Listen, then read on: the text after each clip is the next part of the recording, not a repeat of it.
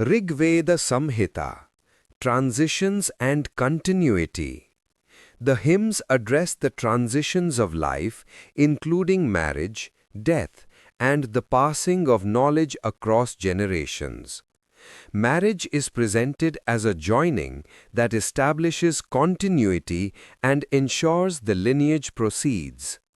Offerings are made to the ancestors, acknowledging that the living stand in a line that extends into the past. Death is viewed with attention to the return of the body to the elements, with Yama serving as the guide for the final transition. Knowledge is not rediscovered, but received and maintained, serving as part of the order that keeps the fire kindled and the sun rising. Rigveda ಸಂಹಿತ ಜೀವನದ ಪವಿತ್ರ ಮಾರ್ಗಗಳು. ಈಗ ದೃಷ್ಟಿಯು ಜೀವನದ ಅತ್ಯಂತ ಮಹತ್ವದ ಸಂಕ್ರಮಣಗಳೆಡೆಗೆ ತಿರುಗುತ್ತದೆ, ಅಂದರೆ ಜನನದಿಂದ ಮರಣಕ್ಕೆ, ಏಕಾಂಗಿತನದಿಂದ ಆತ್ಮೀಯ ಸಂಯೋಗಕ್ಕೆ ಮತ್ತು ಮರ್ತ್ಯಲೋಕದಿಂದ ಪಿತೃಲೋಕಕ್ಕೆ ನಡೆಯುವ ಪ್ರಯಾಣವಿದು. ಇಲ್ಲಿನ ಸ್ತೋತ್ರಗಳು ಜೀವನದ ಪ್ರತಿ ಘಟ್ಟವನ್ನು ಒಂದು ಪವಿತ್ರ ದ್ವಾರವೆಂದು ಗುರುತಿಸುತ್ತವೆ. ಈ ಪ್ರತಿ ಸಂಕ್ರಮಣವು ದಿವ್ಯಕೆಯ ಕಡೆಗೆ ನಾವು ಇಡುವ ಒಂದೊಂದು ಹೆಜ್ಜೆಯಾಗಿದೆ ಎಂದು ಇವು ನಮಗೆ ಬೋಧಿಸುತ್ತವೆ. ಸೂರ್ಯ ದೇವಿಯವರ ವಿವಾಹ ಸೂಕ್ತವು ಇಲ್ಲಿ ಪ್ರಕಾಶಿಸುತ್ತದೆ. ಇದು ಕೇವಲ ಎರಡು ವ್ಯಕ್ತಿಗಳ ಮಿಲನವಲ್ಲ, ಬದಲಿಗೆ ಎರಡು ಆತ್ಮಗಳ ಪವಿತ್ರ ಸಂಯೋಗ. ಸೂರ್ಯದೇವನವರ ಮಗಳಾದ ಸೂರ್ಯಾದೇವಿಯವರು ಸೋಮದೇವನವರನ್ನು ವರಿಸುವ ಈ ಪ್ರಸಂಗವು ಸ್ವರ್ಗ ಮತ್ತು ಭೂಮಿಯ ಸಂಧಿಯನ್ನು, ಅಂದರೆ ಬೆಳಕು ಮತ್ತು ಅಮೃತದ ಮಹಾನ್ ಮಿಲನವನ್ನು ಪ್ರತಿನಿಧಿಸುತ್ತದೆ. ಈ ಜಗತ್ತಿನ ಪ್ರತಿ ವಿವಾಹವೂ ಈ ಬ್ರಹ್ಮಾಂಡೀಯ ಸಂಯೋಗದ ಪ್ರತಿಬಿಂಬವಾಗಿದೆ. ಇದು ವೈವಿಧ್ಯತೆಯಲ್ಲಿ ಏಕತೆಯನ್ನು ಮತ್ತು ಪ್ರೀತಿಯಲ್ಲಿ ತಾದಾತ್ಮ್ಯವನ್ನು ಸಾಧಿಸುವ ಮಾರ್ಗವಾಗಿದೆ. ಇಲ್ಲಿಯೇ ಮರಣದ ಗಂಭೀರ ಸ್ತೋತ್ರಗಳೂ ಇವೆ. ಯಮದೇವನವರು ಮತ್ತು ಪಿತೃಗಳ ಆವಾಹನೆಯ ಮೂಲಕ ಮರಣವನ್ನು ಇಲ್ಲಿ ಒಂದು ಅಂತ್ಯವೆಂದು ಪರಿಗಣಿಸದೆ ಹೊಸದೊಂದು ಮಾರ್ಗದ ಆರಂಭ ಎಂದು ವಿವರಿಸಲಾಗಿದೆ. ಮುಂಚೆಯೇ ಈ ಹಾದಿಯಲ್ಲಿ ಸಾಗಿರುವ ಮಹರ್ಷಿಗಳು ಮತ್ತು ತಂದೆ ತಾಯಂದಿರನ್ನು ಇಲ್ಲಿ ಸ್ಮರಿಸಲಾಗುತ್ತದೆ. ಅವರ ದನಿಗಳು ಮೌನವಾಗಿಲ್ಲ. ಅವರು ಸಂರಕ್ಷಿಸಿ ಹಸ್ತಾಂತರಿಸಿದ ಮಂತ್ರಗಳು ಮತ್ತು ಸತ್ಯಗಳ ಮೂಲಕ ಅವರು ಇಂದಿಗೂ ನಮ್ಮೊಂದಿಗೆ ಮಾತನಾಡುತ್ತಿದ್ದಾರೆ. ನೆಲದ ಮೇಲೆ ಬೆಳಗುವ ಪ್ರತಿ ದೀಪವೂ ಜ್ಞಾನದ ಪಾತ್ರೆಯಾಗಿದೆ. ಕುಟುಂಬದ ಸಂಪ್ರದಾಯ, ಗುರುವಿನ ಮಾರ್ಗದರ್ಶನ ಮತ್ತು ಸಮುದಾಯದ ನೆನಪುಗಳೇ ಆ ದಿವ್ಯ ಬೆಳಕು. ದೀಪದ ಜ್ವಾಲೆಯು ಸದಾ ಮೇಲ್ಮುಖವಾಗಿ ಏರುವುದು ಸಾಧಕನ ಆಶಯವನ್ನು ಸೂಚಿಸುತ್ತದೆ, ಅಂದರೆ ಈ ಲೌಕಿಕ ಜೀವನವನ್ನು ಅಲೌಕಿಕ ದಿವ್ಯತೆಯೊಂದಿಗೆ ಸಂಪರ್ಕಿಸುವ ನಿರಂತರ ಪ್ರಯತ್ನವಿದು. ಅಗ್ನಿದೇವನವರು ಇಲ್ಲಿ ಪ್ರತಿ ಸಂಕ್ರಮಣದ ಸಾಕ್ಷಿಯಾಗಿದ್ದಾರೆ. ವಿವಾಹದ ಪವಿತ್ರ ಸಾಕ್ಷಿಯಾಗಿ, ಮರಣದ ನಂತರ ದಾರಿ ತೋರಿಸುವ ಮಾರ್ಗದರ್ಶಕನಾಗಿ ಮತ್ತು ಪೂರ್ವಜರಿಗೆ ಅರ್ಪಿಸುವ ನೈವೇದ್ಯವನ್ನು ತಲುಪಿಸುವ ದೂತನಾಗಿ ಅಗ್ನಿಯು ಇಲ್ಲಿ ಹಾಜರಿದ್ದಾರೆ. ಇವರು ಬದಲಾವಣೆಯ ಬೆಂಕಿ ಮತ್ತು ಸಂಪ್ರದಾಯದ ನಿರಂತರತೆಯ ಜ್ವಾಲೆ ಎರಡೂ ಆಗಿದ್ದಾರೆ. ಅಗ್ನಿದೀವನವರು ಹಳೆಯದನ್ನು ಗೌರವಿಸುತ್ತಾ ಹೊಸ ಪೀಳಿಗೆಯನ್ನು ಆಶೀರ್ವದಿಸುತ್ತಾರೆ. ಆಧ್ಯಾತ್ಮಿಕ ಮಟ್ಟದಲ್ಲಿ ಈ ಮಂಡಲವು ತಿಳುವಳಿಕೆಯ ಪವಿತ್ರ ನಿರಂತರತೆಯನ್ನು ಸೂಚಿಸುತ್ತದೆ. ಜೀವನವು ಕೇವಲ ಬಿಡಿ ಘಟನೆಗಳಲ್ಲ, ಬದಲಿಗೆ ಅದು ಪವಿತ್ರವಾದ ಒಂದು ಮಹಾನ್ ನೇವಿಗೆಯಾಗಿದೆ. ನೀವು ಈ ಸತ್ಯದ ಹಾದಿಯಲ್ಲಿ ನಡೆಯುತ್ತಿರುವ ಮೊದಲ ವ್ಯಕ್ತಿಯೂ ಅಲ್ಲ ಮತ್ತು ಕೊನೆಯವರೂ ಅಲ್ಲ. ನೀವು ಬೆಳಕನ್ನು ಹೊತ್ತೊಡೆಯುವ ವಾಹಕರ ದೀರ್ಘ ಸರಣಿಯ ಒಂದು ಕೊಂಡಿಯಾಗಿದ್ದೀರಿ. ಹೀಗೆ ಈ ಮಾರ್ಗವು ಕೃತಜ್ಞತೆಯ ಸ್ವೀಕಾರ ಮತ್ತು ಜ್ಞಾನದ ರವಾನೆಯದ್ದಾಗುತ್ತದೆ. ನೀವು ಕೇವಲ ಜ್ಞಾನದ ಪಾತ್ರೆಯಾಗುವುದೇ ಅಲ್ಲದೆ ಭೂಮಿ ಮತ್ತು ಸ್ವರ್ಗದ ನಡುವಿನ ಮತ್ತು ಮರಣ ಮತ್ತು ಅಮರತ್ವದ ನಡುವಿನ ಒಂದು ಸೇತುವೆಯಾಗಲು ಇಲ್ಲಿ ಆಹ್ವಾನಿತರಾಗಿದ್ದೀರಿ. ನಿಮ್ಮ ಸ್ವಂತ ಜೀವನವು ಒಂದು ದೀಪವಾಗಲಿ, ಅದು ಸಂಪ್ರದಾಯದಲ್ಲಿ ಬೇರೂಡಿದ್ದರೂ ಸದಾ ಹೊಸ ಬೆಳಕನ್ನು ನೀಡಲಿ. ಈ ಸಾಲಾಗಿ ಬೆಳಗುವ ದೀಪಗಳನ್ನು ದರ್ಶಿಸಿರಿ. ಪ್ರತಿ ಜ್ವಾಲೆಯೂ ಸಣ್ಣದಾದ್ದರೂ ಒಟ್ಟಾಗಿ ಇಡೀ ಕತ್ತಲೆಯನ್ನು ಹೇಗೆ ಹೋಗಲಾಡಿಸುತ್ತವೆ ಎಂಬುದನ್ನು ಗಮನಿಸಿರಿ. ನೆನಪಿರಿ, ಪ್ರತಿ ಸಂಕ್ರಮಣವೂ ಒಂದು ಹೊಸ ದ್ವಾರ, ಪ್ರತಿ ಅಂತ್ಯವೂ ಒಂದು ಹೊಸ ಆರಂಭ ಮತ್ತು ಪ್ರತಿ ವಿದಾಯವೂ ಮತ್ತೊಮ್ಮೆ ಭೇಟಿಯಾಗುವ ಭರವಸೆಯಾಗಿದೆ.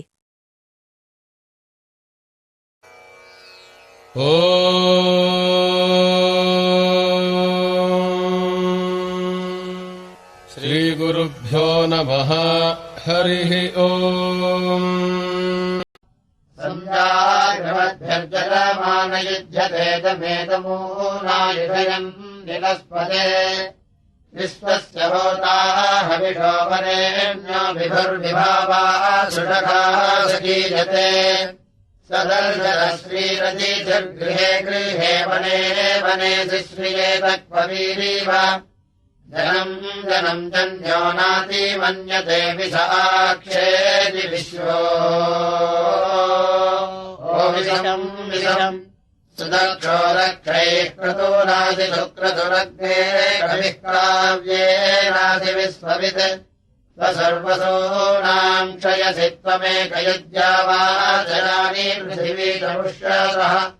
प्रजाननग्ने तवयोनि मृत्विजमिलायास्पदे घृतवन्तमासतः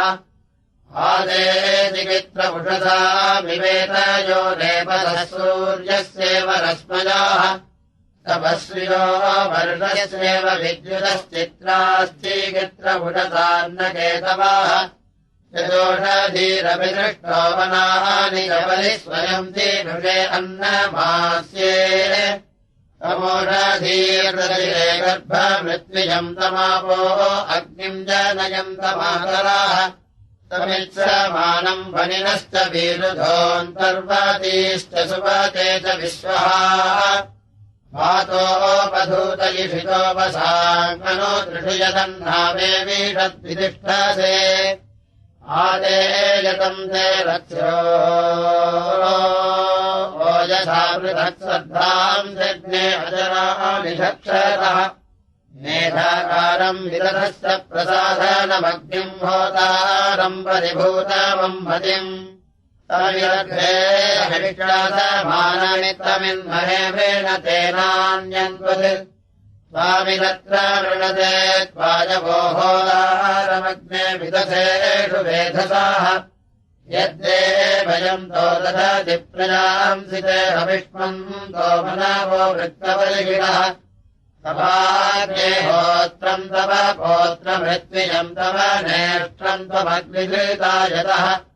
तव प्रशास्त्रम् त्वमध्वरीयसि ब्रह्मादासि गृहपतिश्च नोदमे यस्तुभ्यामग्ने अमृतायमर्चः समिधादासदुतवाः हविष्कृति तस्य होता भवति यासि दूत्या अमुपप्रुषे यतस्य ध्वरीयसि इमा अस्मै मतयो वाचो अस्मदाङ्गृचो गिरः सुष्टुतयः समग्मत असूयभोमस वेदातवेदसे वृद्धासु चिद्वर्धनो यासु चाकनात् इमाम् रत्नाय सुष्टुतिम् नवीयसीम् भोजेयामस्मावुसते शृणोतु नः भूयान्तराहृद्यस्य निःस्पृशे जाये भवत्यवुसति सुवासाः यस्मिन्नस्मासर्षभास भुक्षणो भसा मेषावसृष्टा साहूताः हीलालपे सोमवृष्टाय वेदसे हृतामतिम् जनये चारुमग्नये अभाव्यग्ने हविरास्ये सुजीव घृतम् संवीव सोमाः वाजसनिम् रयिमस्मे सुवीरम् प्रशस्तम् धेहि यशसम् बृहन्तम्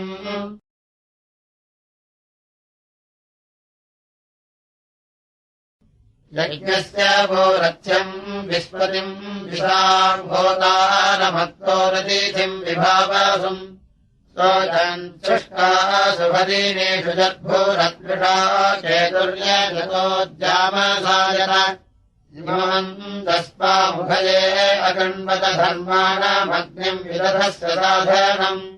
आक्तोन्नयक्वमुरसः पुरोहितम् तनूनपादमरुषस्य लिंसते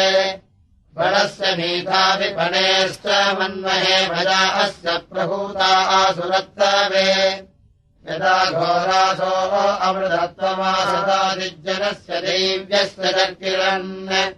ऋतस्य हि प्रसीदर्जौ ऋतुव्यचो नमो मह्यापणीयसि इन्द्रो मित्रो वरुणः सञ्जीयत्रे भगस्य पिता भूतदक्षसः रुद्रेण जीनायन्ति सिन्धवस्तिरो महीमरमाचिन्दधन्विरे तेभिः परिज्ञापयन्नुरुद्रयो विरोरुवज्जठरे विश्वमुक्षते प्राणारुद्रामृतो विश्वकृष्णयो दिवस्येनासो असूरस्य नीलयाः देभिश्चष्टे वरुणो मित्रो यमेन्द्रो देवेभिरर्वसेभिरर्वसः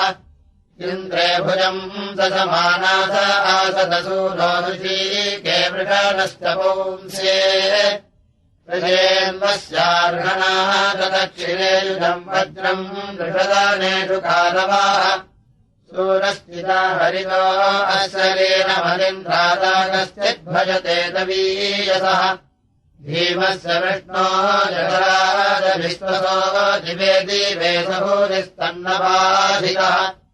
सोमम् वो अद्य रुद्राय दिक्पाशे क्षयद्वीराय नमसादितिष्ठन येभिः शिवस्ववाङ्गे भयावभिर्दिवस्विवसानिकामभिः तेभिः प्रजाया अभरन्दमिश्रभो बृहस्पतिर्वृषभः सोमजामयः यज्ञैरसर्वा प्रथमो विधारयद्देवादक्षैर्भृगवस्सन्ति वित्रिरे ते विद्यावा पृथिवी भूरि वेदसारदानम् हस्तदूरङ्गो यमोदीतिः देवस्पष्टार्द्रविनोदारिभुक्षणः प्ररोदसी मरुतो विष्णोरर्हिरे उदस्य भुजा मुर्भिया कविरहि शृणोतु बुद्ध्यो ओरवीमणि सूर्यामासा विचरम् तादिवीक्षिता धियासा मीनहुषि अस्योधरम् प्रणः पूराधरथम् विश्वदेव्योपान्नपादवतु वायुरिष्टये आत्मानम् वस्यो अभिवादमचरस्विनासुभवाजामनिःसृतम् दिशामासामभानामधिक्षितम् येभिरस्त्वजासनम् गृणीमसि नाभिर्विश्वाभिरतीतिमनर्वणभक्तोर्युवानम् भ्रमणा अधापतिम् रेभदत्र जनुषा पूर्वो अङ्गीराग्रावाणभूर्ध्वा अभिचक्षुरध्वरम् येभिर्विहाया अभवद्विचक्षणः पाथः सुमेकाम् सुधीर्वणन्वति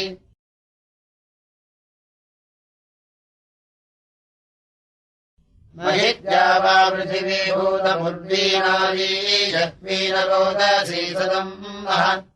तेभिर्नः पादम् सख्य सजेभिर्नः पादम् सौषणी यज्ञे यज्ञे समर्थो देवान् सवर्यति यस्वम्नैर्दीर्घस्वत्तमहाविवासात्येनान् विश्वेषामिरज्जयो देवानाम् वार्मः विश्वे विश्वेषो विश्वे यज्ञेषु यज्ञियाः ते घाराजानो अमृतस्य मन्द्रार्यमाभिन्द्रो वरुणः परिज्ञा कद्रुद्रो नृणाम् सुतो मरुतः पूषणो भगाः उत नो नक्तमपाम् प्रेषन्वसूर्यामासा सदानायत धन्याः स जायश्चाद्येषामहिर्बुद्ध्येषु बुद्ध्याः उत नो देवावश्विनाः सुरस्पतिधामाभिर्मित्रावरुणावृषयाम् महस्य राजयेषतेति धन्वे वरुरिता उत नो रुद्राजन्मवतामश्विना विश्वे देवासो रथस्पतिर्भगाः ऋभुर्वाजारुवक्षणः परिज्ञा विश्ववेदसः ऋभुर्भक्षा ऋभुर्वीधनो मदाते हनीजूजुबालस्य वाजिना दुष्टरम् यस्य सामाधिरुधज्ञो नमानूढः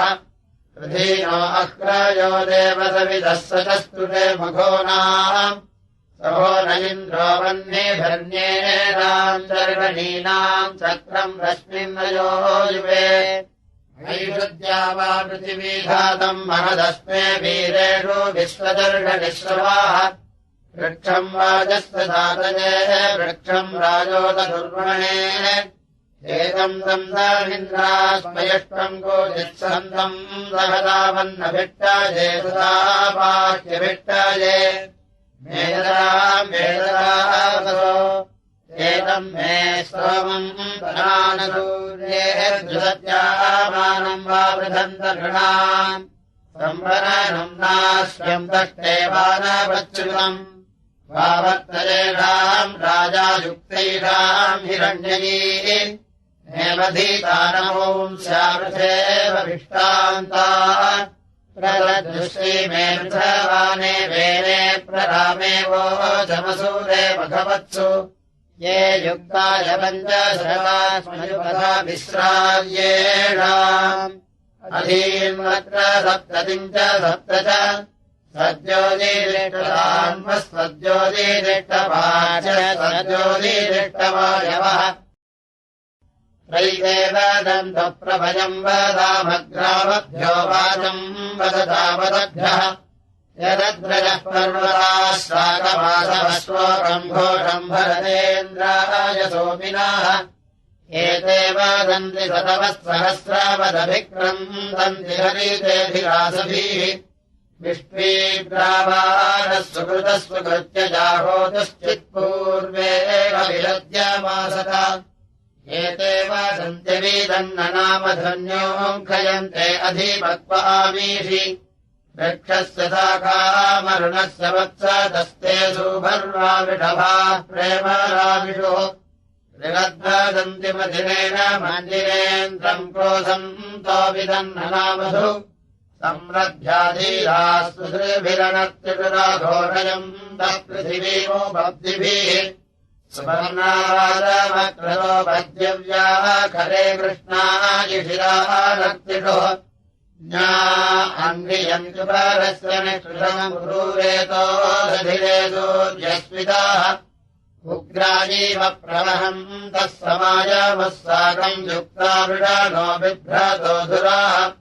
तच्छसन्तो जग्रधाना अराविषशृण्वलेषाम् प्रोदतो अर्वतामिव दशावनेभ्यो दश कक्ष्येभ्यो दश योक्त्रेभ्यो दश योजनेभ्यः दशाभीषुभ्यो अर्चताजनेभ्यो दशधुरो दश युक्तावहभ्यः ते अत्र योदश यन्द्रास आसवस्तेषाः माधानम् पर्येति हर्यतम्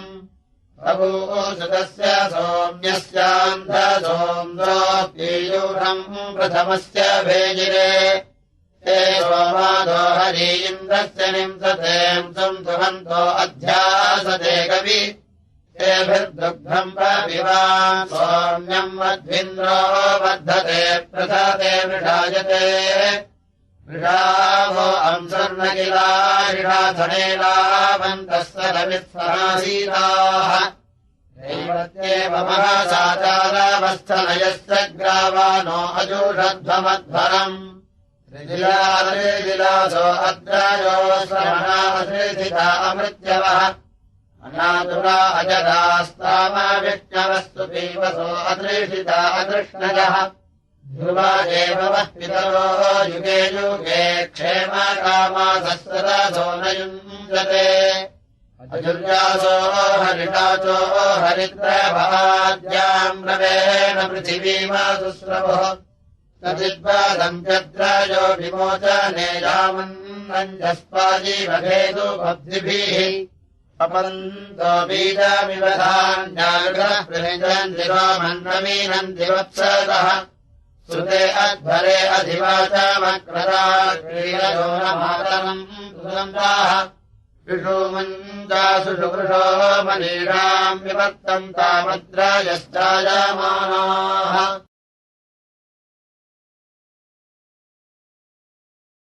हरेजादेव दातिष्ठ घोरेव शान्ति विश्राकेण वामहैनो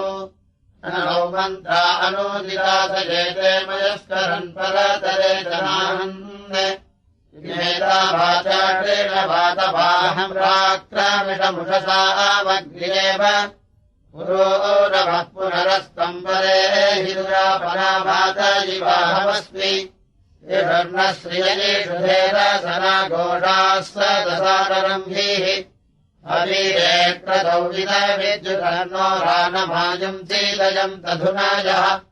सा वसुदधती स्वसूराय वजपुषो यदि वष्ट्यन्ती गृहात् हस्तम् ननक्षेयस्मिन् चाकन्दिपानक्तम् स्वधिता वैदसेन दस्ममान्नस्मधयो वैदसेनो दस्ममे व्यार्यै वृणासि पुरोरवो नु ते केतमायम् राजा मे वीरतन्वा हस्तदासीः यासु योनिश्रेणिः सुम्नमाभिर्हृते दक्षर्णग्रन्थिनी चरण्योः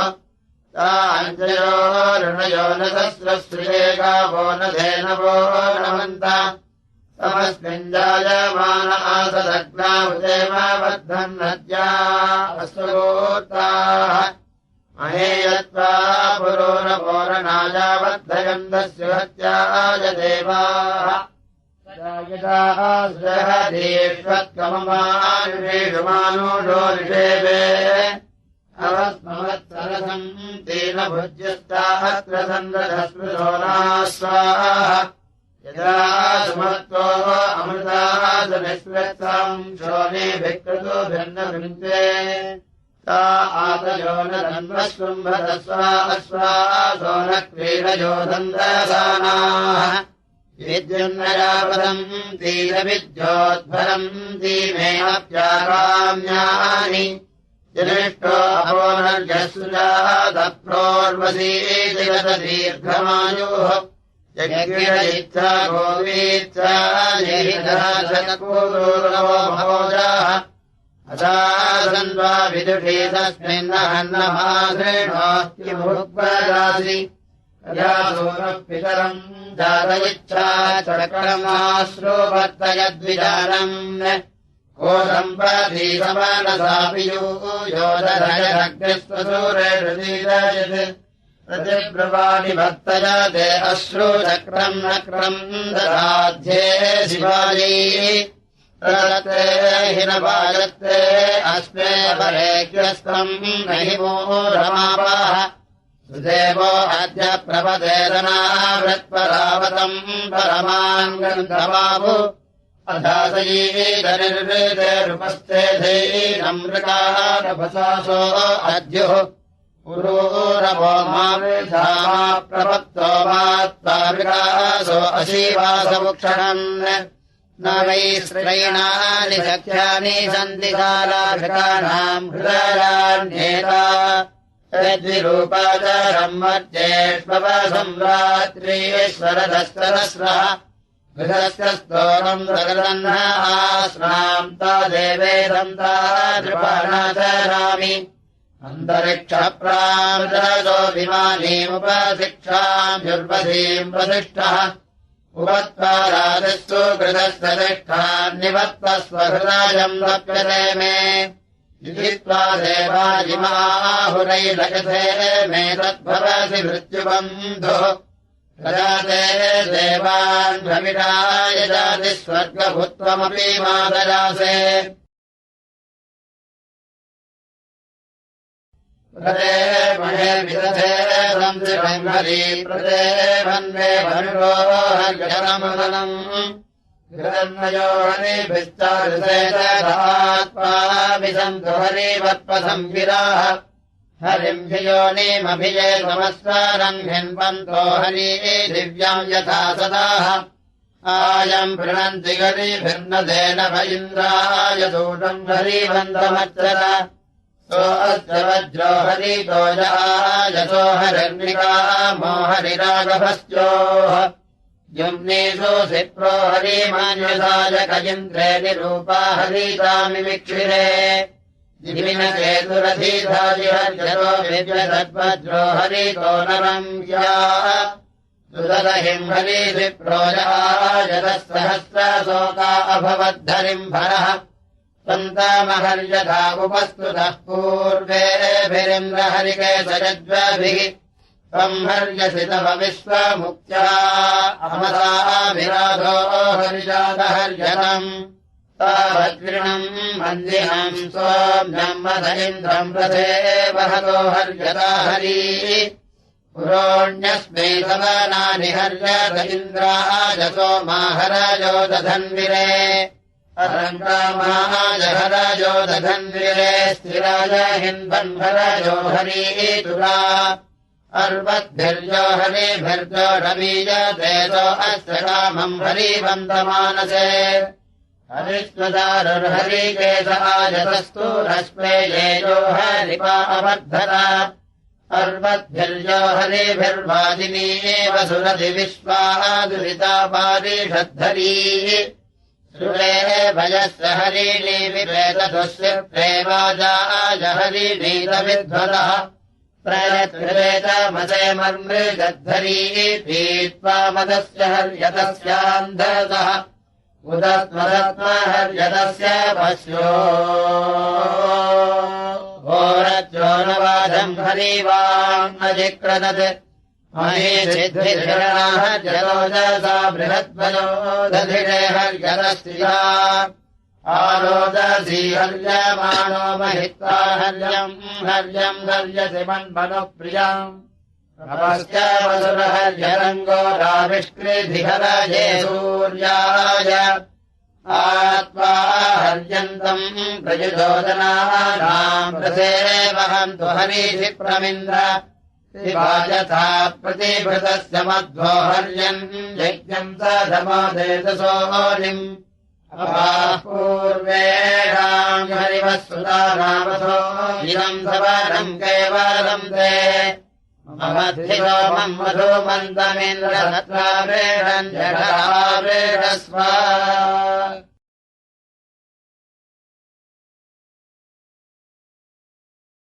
यावोषधीः पूर्वा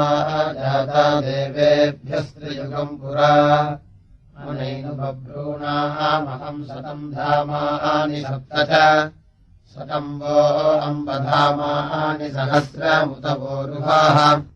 तथा सुतक्रत्वो योजमिमम् मे अगदम् कृता ओषधीः प्रतिमोदध्वम् पुष्पवती प्रसूहरीः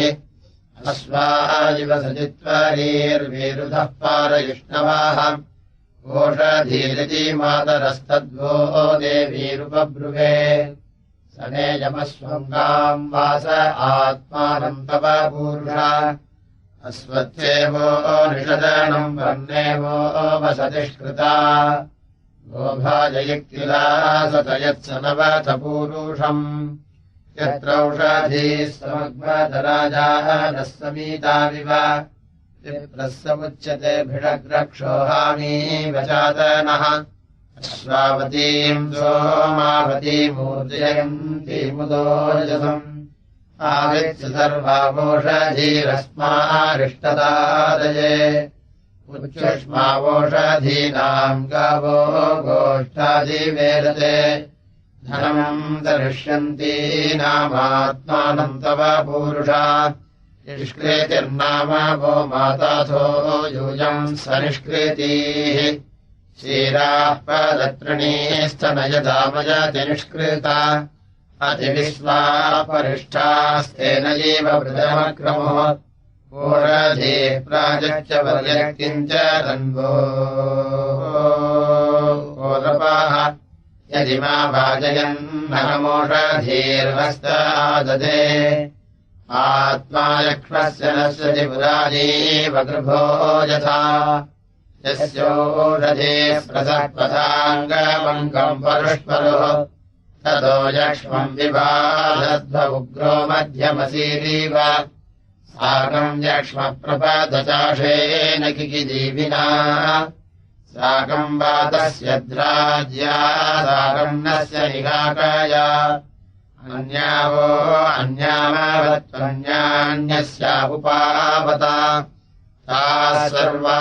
संविधाना इदम् मे प्रावतावचाः याः फलिनीर्याः फलाः पुष्पायाश्च पुष्पिणीः बृहस्पतिप्रसूतास्तानो मुञ्चन्त्वम् घसः मुञ्चन्तो मातपथ्या आदो वरुण्यादुता अथो यमस्य पड्डीशात् सर्वस्माद्देवकल्पिषात्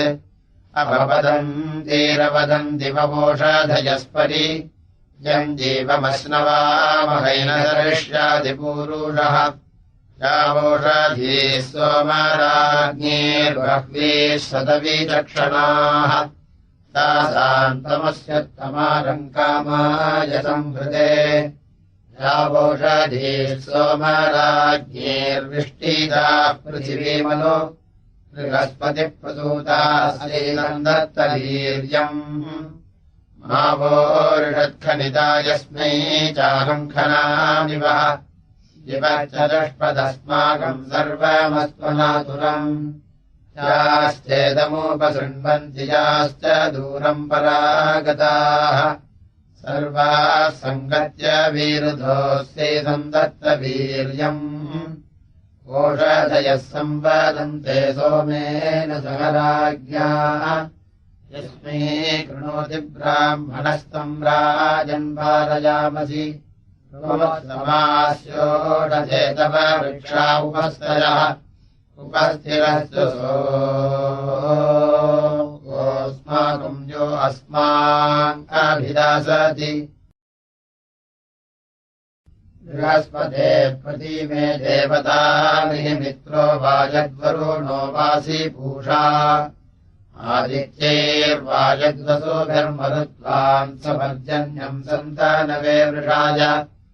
आदेवो दूतो अजरश्चीकृत्वान् त्वद्देवापे अभिमामगच्छत् प्रतीचीनः प्रतिमामाववृत्स्वदधाविते जुमतीम् वाचमासन् अस्मेधे यद्युमतीम् वाचमासन् बृहस्पते अनलीवामि शिवाम् या वृष्टिम् सन्तनवेवनावदिवो द्रप्सो मधुमाविवेश आनो द्रप्सा मधुमन्तो विसन्विन्द्रधेह्यधीरथम् सहस्रम् निषीदहोत्रमृतुताय जस्वदेवान् देवापे अभिषासपर्य आष्टिषेणो होत्रमृषन् निषेदन् देवाभिर्देवसुपतिम् चीकित्वान् समुत्तरस्मादशरम् समुद्रभवोदर्यादृजद्वर्षा अभि अस्मिन् समुद्रे अध्युत्तरस्मिन्नापो देवेभिर्निवृताधिष्ठन् ता अद्रवन्नार्तिषेणेन सृष्टा देवापीना प्रेषिता वृक्षिणीषु यद्देवाभिः सन्तनवे पुरोहितो होत्राय वृतः कृपजन्नदीधेत् देवश्रुतम् वृष्टिपनिम् प्रदानो बृहस्पतिर्वाचमस्मायच्छत् देवाभिश्रुतजानो अग्नात्रिषेणो मादृश्यः समीधे विश्वेभिर्देवैरनुमज्यमानः प्रपर्जन्यमीरजा वृष्टिमन्तम् त्वाम् पूर्वर्षयोगेर्भिरायन्त्वामध्वरेषु पुरुहूत विश्वे सहस्राण्यधीरथान्यस्मे आनो यज्ञम् रोहितस्वोपयायि एतान्यग्नेन पतिर्नवत्वे आहूतान्यधीरथा सहस्रा तेभिर्वर्धस्व दण्डशूरभूर्भिर्दिवो नो वृष्टिमीषितोरीः एतान्यग्नेन पतिम् सहस्रादम् प्रयच्छ विद्मैन्द्राय भागम् विद्वान् वदर्तुतो देवयानानप्यौलानम् दिवि देवेषु धेहि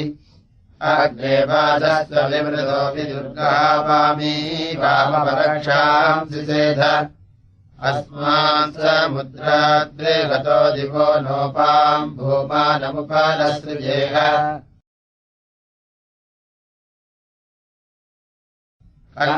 कण्डश्चित्रमेषण्यसि चिकित्वान् प्रेजग्मानम् वास्रम् वा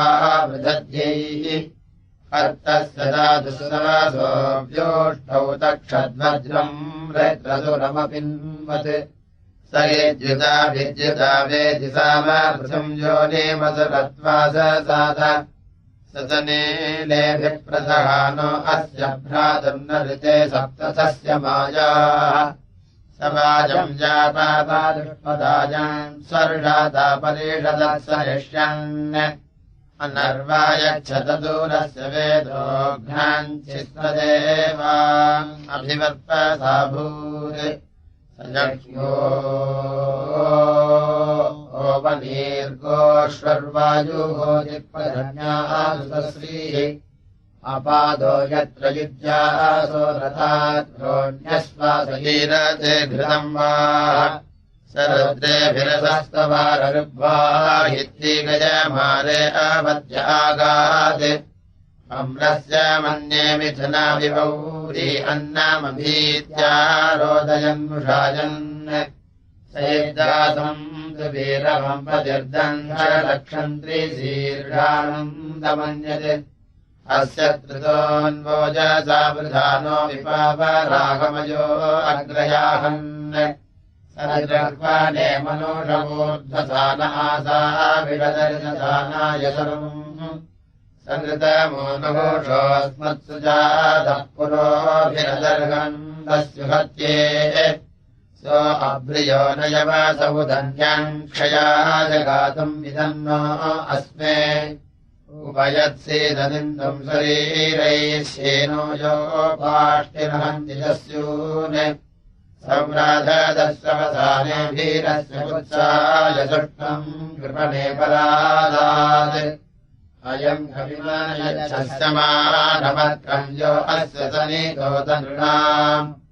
अयम् तस्यन्दर्ये विरस्य देवेभिर्वरुणो नमाजी अयम् कनीन ऋतुपा वेद्यमीमीताररुम् यश्च दुष्पात् अस्य स्तोमे विरौसि च ऋजिष्वा मृदन्दरयदृढरेण विप्रोः श्रुत्वा यज्ञतो दीतयज्ञीः पुरायियानो अभिवर्पसाभूत् एवामो असुरवक्षदायवम् रगः पट्भिरुपसर्पदिन्द्रम् सजीजानः कारति सुमतिमस्मारिषमूर्जम् स्वक्षुतिम् विश्वमाभाः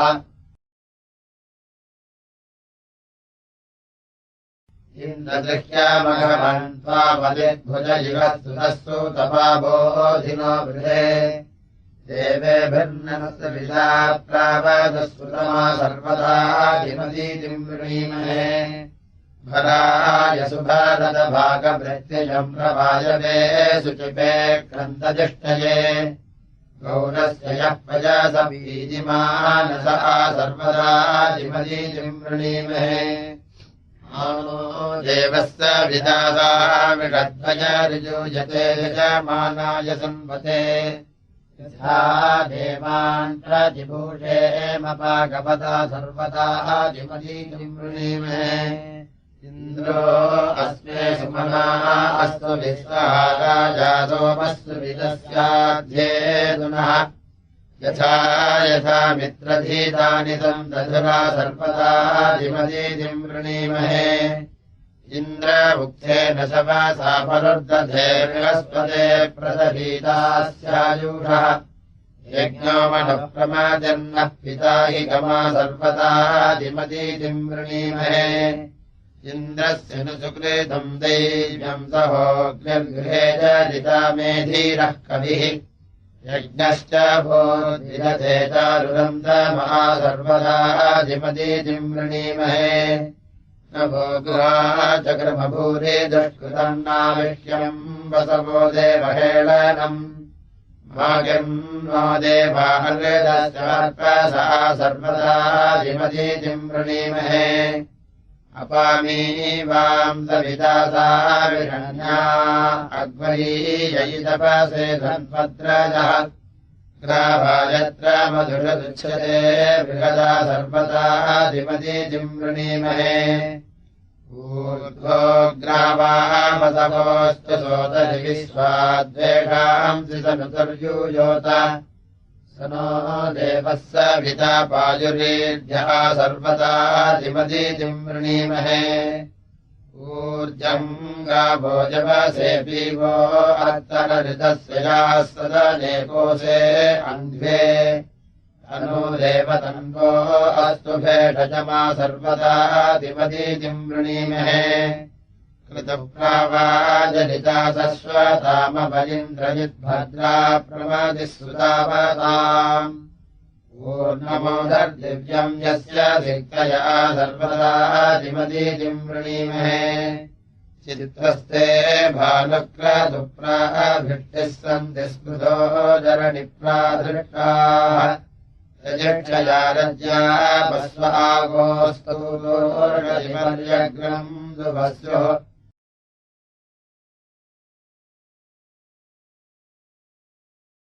उद्बुध्यध्वम् समानसः सखायः समग्निमिन्द्रम् बहवः सनीराः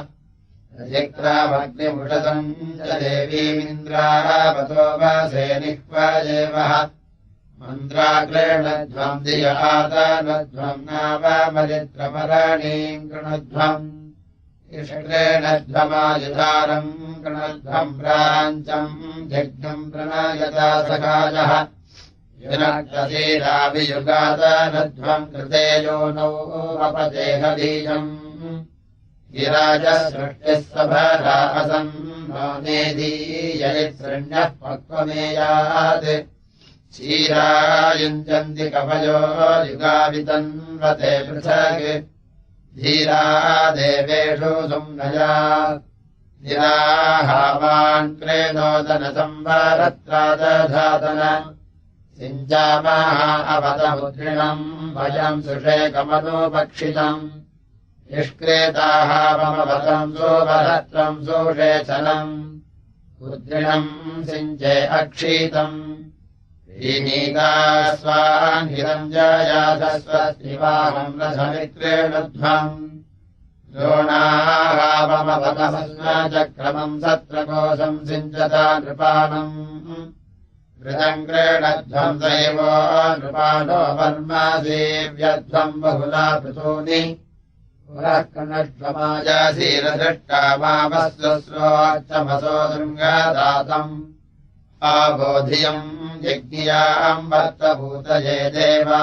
देवीम् यजताम् यज्ञियाभिः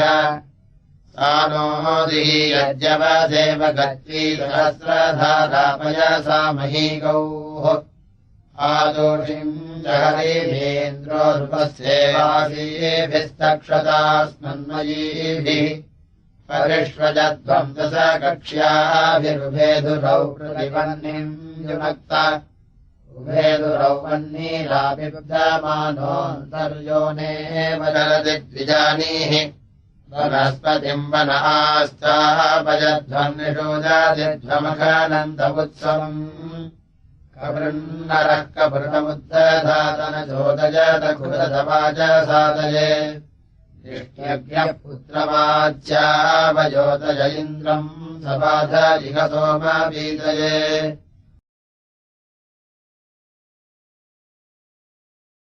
प्रचेरतम् विदोकृतमिन्द्रो वधुधृष्णया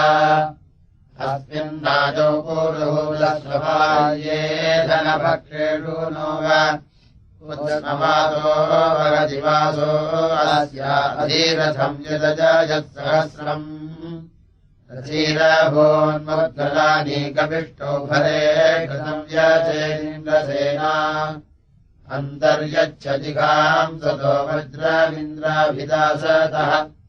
दासस्य वामघवन्नाद्यस्य वासनुतर्यभजावधम् उद्नोगतमावज्रगृढानः कूलम् स्मदृङ्गदभिमादिमेति प्रमुष्कभारस्रव इच्छमानो जिलम् बाहु आभरत्सिषासन् न्यक्रन्दयन्नुपयन्ताये नममे हयन् वृषभम् मध्य आजेः तेन सुभर्वम् शतवत्सहस्रङ्गवामुद्गलः प्रधने जिगाय ककर्दवे वृषभो युक्तासीदवावसीत्सारथिरस्य केशी धेर्युक्तस्य द्रवदः सहानतरिच्छन्दिष्मा निष्पदो मुद्गलानि उदप्रतिमुदघन्नस्य विद्वानुपायुनग्मम् स गमत्र शिक्षन् इन्द्र उदापत्पतिमज्ञानामलम् गतपद्याभिक्वकुद्मान् सुनमष्ट्राण्यजलत्कपर्दीव रत्रायाम् दार्वानह्यमानः गृह्णानि गृह्णन् भगवे जनायगास्पस्पदानावीशीरदत्त इमन्तम् वच्च वृषभस्य युञ्जम् काष्ठाया मध्ये दुर्घनम् सयानम्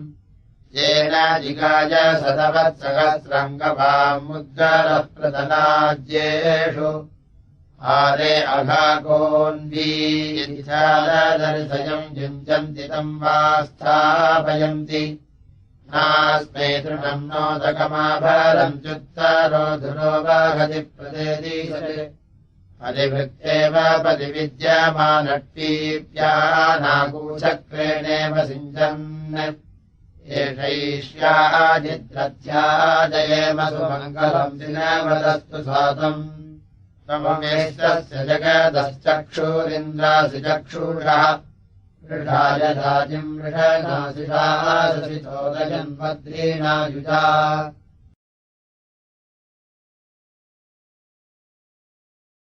आसुषिता नो वृषभो न भीमो घनाघनः क्षोभनश्चर्षणीनाम्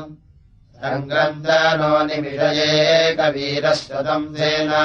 अजयः साकमिन्द्राः सङ्ग्रन्दनेनानिमिषेण जिष्णुना युत्कारेण दुश्चवनेन धृष्णुनाः तदिन्द्रेण जयत तत्सहध्वञ्जितो न जयुषो हस्तेन वृष्णाः स युषो हस्तैः सनिषङ्गभिर्वशी संदृष्टादयुध इन्द्रो गणेन संदृष्टजित्सोमपाबाहुसध्यो उग्रधन् वा प्रतीहिताभिनस्ताः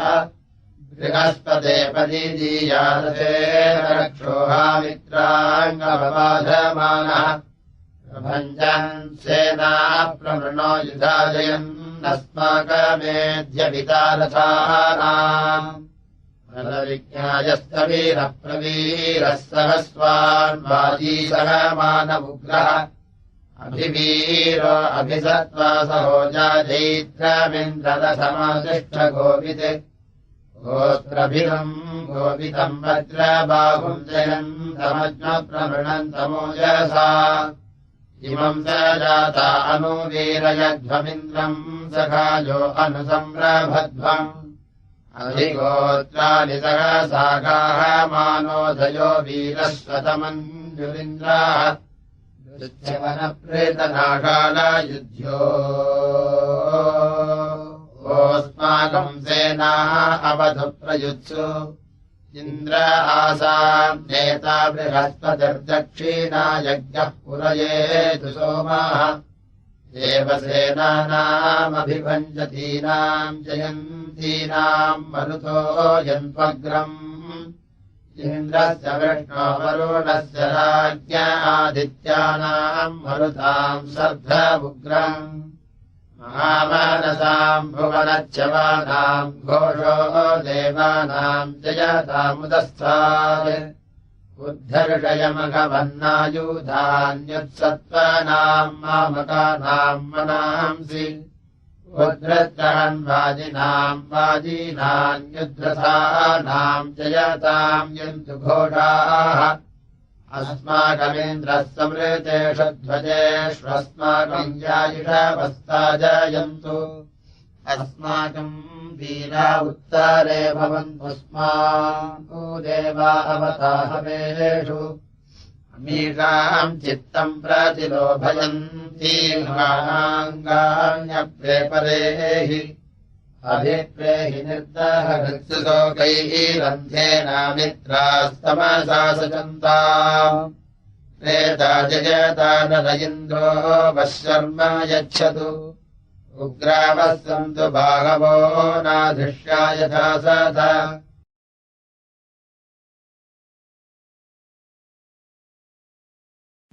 असाभिसोमः पुरोदतुभ्यम् हरिभ्याम् यज्ञमुपयाहितूयम् तुभ्यम् गिरो विप्रवीराजियानादधन् विजयिन्द्रमिवासुतस्य अप्सुधूतस्य हरिवः पिधेहनिभिः सुतस्य जठरम् वृणस्व निमिक्षुर्यमत्र जयिन्द्रतुभ्यम् ते धर्मर्धस्वमदमुक्तवाः ग्राम् बीजम् वृष्णायर्मि सत्याम् प्रयैसुतस्य हर्यस्तुभ्यम् इन्द्रहेनाभिरिगमादयस्वदेभिर्विश्वाभिः सच्चागृणाः ऊतीशाजीवस्तव वीर्येण वयो दधानावुषिरज्ञाः प्रजापतिन्द्रमनुषोदुरोनेतस्तर्घृणन्तः सदमाज्यासः णीरिभिष्टे हर्यस्वदुष्टोऽस्तोषम् नस्य पुरुरुचोजनासः मम् ज्येष्ठा भूतिम् वितिरे दधानास्तोतार इन्द्रतव सूरुदाभिः उपब्रह्माणि हरिवो हरिभ्याम् सोमस्य याहि पीतये सुतस्य इन्द्रत्वा यज्ञः क्षमामानमानड्डा स्वाङ्गस्य ध्वरस्य प्रकेतः सहस्रवाजमभिमातिषाहम् सुतेरणम् मघवानम् सुभृत्यम् उपभूषन्ति गिरो अप्रदीदमिन्द्रम् नमस्याय ऋतुः पानन्ता सप्तापो देवी सुरणा अमृक्तायाभिः सिन्धुमतर इन्द्रपूर्भिः नवतिम् श्रोत्यानव च स्रवन्तीर्देवेभ्यो गातुम् मनुषे च विन्दः अहो महीरभिदस्तेरमुञ्जो जागरास्वधी देवयेकाः इन्द्रयास्त्वम् रत्नतूर्ये जगत्सदाभिर्विश्वायुस्तन्वम् पुपुष्याः वीरेण्यक्रतुरिन्द्रस्वस्तिरुताभिधेना पुरुहूतमीष्टे आर्द्रयद्वित्रमकृणोतु लोकम् ससाहे शक्रः पृतना अभिष्टिः सुनम् गोमेम मघवानमिन्द्रमस्मिन् भरे नृतमम् वाजसातौ शृण्वन्तमुग्रमूदये समत्स्वघ्नन्तम् वृत्राणि सञ्चितम् धनानाम्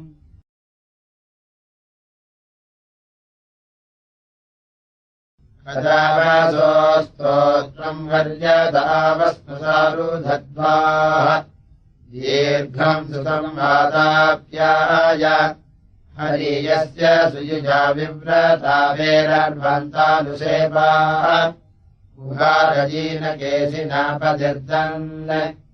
अपयोरिन्द्रः पापजामर्तो न सस्रमानो बिभीवान् शुभे यज्ञुषिचेत विषीवान् स चायोरिन्द्रस्तर्क्लेशः उपानतः स पर्यन् नदयोर्विव्रतयोः सूर इन्द्राः अधियस्तस्थौ केशवन्ताव्यतस्वन्तानपुष्ट्यै मनोजिषिप्राभ्याम् शिप्रणीवान् रास्तौ दृष्वौ जारिष्वेभिस्ततक्षसूरसवसा क्रतोभिर्मादरिष्वा मध्यम् यश्चक्रे सुभनायस्य वेगिरीमसोहिरीमान् अरूतनुरद्भूतम् नरजाः अपनो विधिनाशीशीकृतावने मानृजाः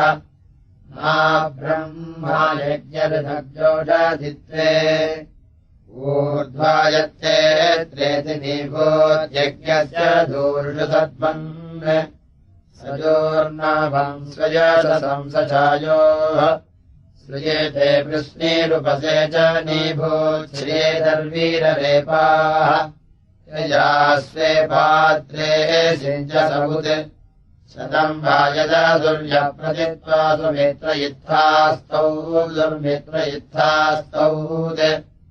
आवो यद्धस्युहत्ये कुत्सपुत्रम् प्रावो यद्धस्युहत्ये कुत्सभत्सम् उभावो नन्तदिगर्थये देवितम् वाते धियो वस्त्रापसेव सद्रीजीनायातवे प्रेमजीगस्तुदिनेव वृक्षातम् सयेते पुष्टारेव पर्वदेषु सृजेते प्रायोगे वस्त्राद्यासासुरेथाः दूते वलिष्टो यशसा जनेषु मापश्चादमयिषेवापपानात् साकम् जिजासकुनस्येव प्रक्षापस्येव चित्राय दुरागामिष्टम् अग्निरिव देवयोर्दीदिवाम् सा परिज्ञानेव यजतः पुरुत्रा आपीवो अस्मे पितरेव पुत्रोऽग्रेव ऋचा नृपतीव तुर्यै इर्येव पुष्ट्यै इरणेव भुज्यै सृष्टिवानेव हवमागमिष्टम् वंसगेव पूषर्या सिंवाता मित्रेव ऋता सतरा सातपन्ता आजेवोच्च वजसा घर्म्येष्टामेषे वेषा स पर्या आपुरीषा शृण्येव जद्भरी दुर्भरी तूनैतो देव दुर्भरी भर्भरीका उदन्यते भजेम नामधेरूतामे जराय्वजरम् मलायु भद्रे वचच्च रञ्जारम् मलायुक्षेवार्थेषु उग्रा ऋभूनावत्खरवज्राखरद्रर्वायुर्न पर्फरक्षयद्रयीनाम् धर्मेव मधुजठरे सनेरूभगे विता दुःफरीफारिवारम् अतरेव सचरा चन्द्रनिर्निङ्मनारिङ्गामनन्या आनजग्नी बृहन्देव गम्भरेण प्रतिष्ठाम् पादेव गाधम् तरते विदातः कर्णेव सासुरमिहिस्मरासोंसेव नो भजतम् चित्तमप्नाः आरङ्गरेव मध्ये ये तारकेव कवीनीचीनपारे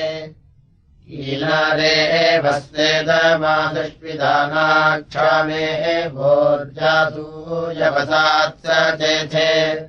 दीर्घ्यामस्तोमम् तनुयामपाजमानो मन्त्रम् सरथेहोपयातुम् यशो न भक्त्वम् मधुकोष्वन्तरा भूतांसो अश्विनोः कामवक्राः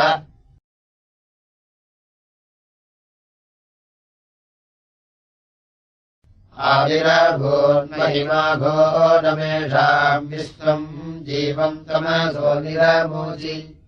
मयि ज्योतिः पितृषद्धत्तमागादुरपन्था दक्षिणाया अदर्शि उच्चारिविदक्षिणावन्तो अस्तुर्ये अस्मदाः सहजे सूर्येण हिरण्यतावदत्तम् भजम् देवासोदास्तोमप्रतीरन्तायुः देवी पूर्तिर्दक्षिणादेव यज्जानकवारिभ्यो नैरे गृह्णन्ति अथा नरः प्रयतदक्षिणासो वद्यभिया भगवः प्रणन्ति सदधारम् वायुमर्कम् स्वर्विदम् ऋचक्षसस्ते अभिचक्षते हविः ये पृणन्ते प्रजयच्छन्ति सङ्गमेते दक्षिणाम् दुहते सप्तमातरम् दक्षिणावान् प्रथमो हूतयेति दक्षिणावान् ग्रामणीरग्रामेति तमेव मन्ये नृपतिम् जनानाम् यः प्रथमो दक्षिणामाभिवाय तमेव ऋषिम् तमब्रह्माणमाहुर्यज्ञन्यम् सामगामुक्तसासम् स शुक्रस्य तन्वो वेदतिस्रो यः प्रथमो दक्षिणया दराध दक्षिणा स्वम् दक्षिणागाम् ददातिदक्षिणा चन्द्रमुदयद्धिरण्यम् दक्षिणान्नम् वनुतेजो न आत्मा दक्षिणाम् कर्म गृणुते विजानन् न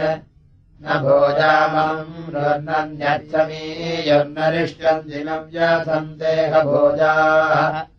इदम् यद्विश्वम् भुवनम् स्वस्यैतत्सर्वम् दक्षिणैभ्यो ददाति भोजायज्ञस्य रभिम् योनिमग्रे भोजायज्ञर्वद्वा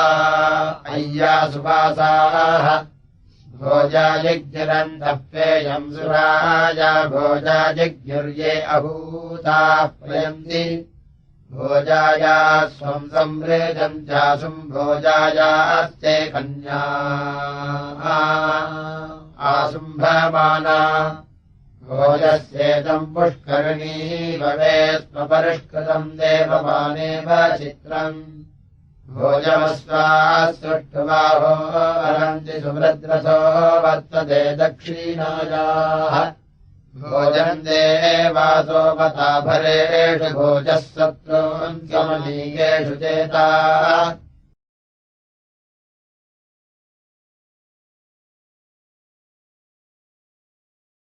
किमिच्छन्ति धर्मा प्रेदमानद्दूरे ह्यध्वाजगूरिः पराचैः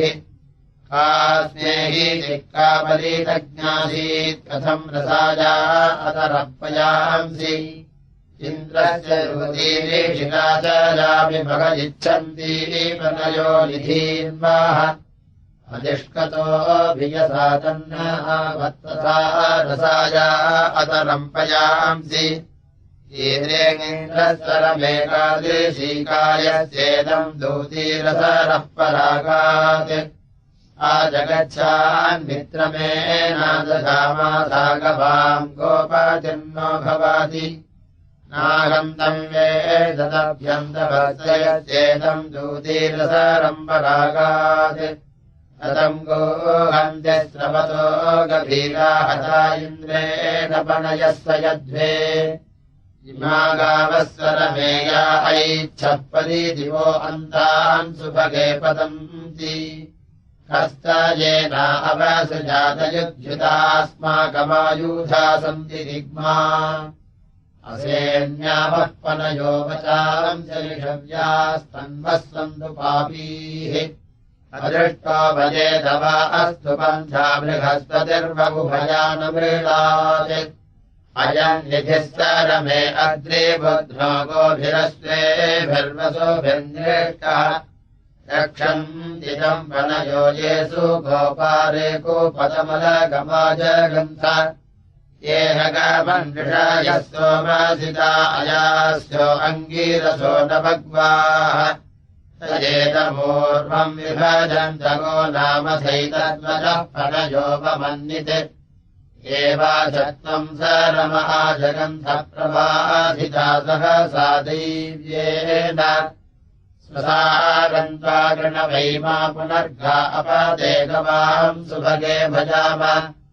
नाहम् वेदभ्राधृत्वम् नो स्वश्रुत्वमिन्द्रो विदुरङ्गीरसश्च घोराः गोकामामे अच्छदजन्यता यमपातयिदपनयोपरीयः दूरमीदपनयोपरीय उद्गावो जन्तुविनतीर्नृतेन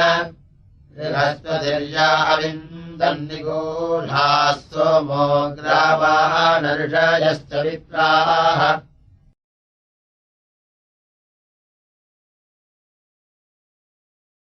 ते वदन् प्रथमा ब्रह्मगिर्भिषेकूपालः सलिलो मातरिस्वाहा वीरुहरास्तप उग्रो मायो भूरापो देवी प्रथमजाऋतेन सोमो राजा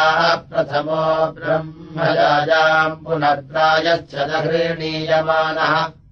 अन्वर्तितावरुणो मित्रः आसीदग्निर्होता हस्तगृह्यानीनाय हस्ते नैव ग्राह्य आधिरस्य ब्रह्मजायेयमिति चेदवोजन् अदूराय प्रह्येदस्तयेषा तथा राष्ट्रम् कूपितम् क्षत्रियस्य देवायेतस्यामवदन्तपूर्वे सप्तऋषयस्तपसे ये निषेधुः भीमायाया ब्राह्मणस्योपनीता दुर्धाम् दधाति परमेव्योमन् ब्रह्मचारी चरति वेवीषद्विषस्वदेवानाम् भवत्येकमङ्गम् तेन जायामन्वविन्दर्बृहस्पतिः सोमेन नीताम् जुह्वा अन्नदेवाः पुनर्वै देवाः दधः पुनर्मनुष्या भूता राजानः सत्यम् गृह्वाणा ब्रह्मजायाम् पुनर्ददुः पुनर्दाय ब्रह्मजायाम् कृत्वी देवैर्निकिल्बिषम् ऊर्जम् पृथिव्या भक्त्वायोरुगायमुपासते समिद्धो अद्य मनुषो दुरो मे देवो देवाम् यजसि जातवेदः आदवः मित्रमहश्चिकित्वा त्वम् दूतः कविरसि प्रचेताः तनूनवात्पथऋतस्य यानान्मध्वा समञ्जम् स्वदयासु जिह्वा मन्मानिधिभिरुदयज्ञवृन्धम् देवत्रा च गृणह्यध्वरम् नाः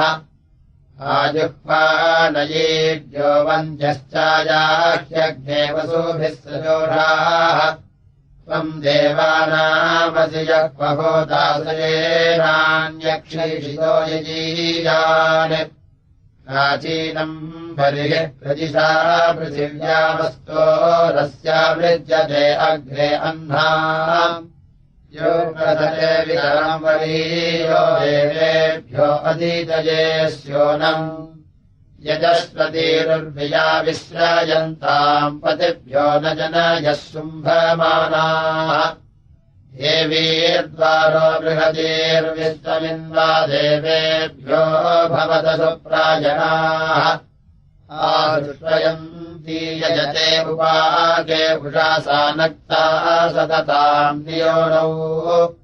दिव्ये योषणे बृहतीषु रुक्मे अधिश्रियम् शुक्रविषम् दधाने दैव्याहोतारा प्रथमा सुवाचामिमाना यज्ञम् मनुषो यजध्यै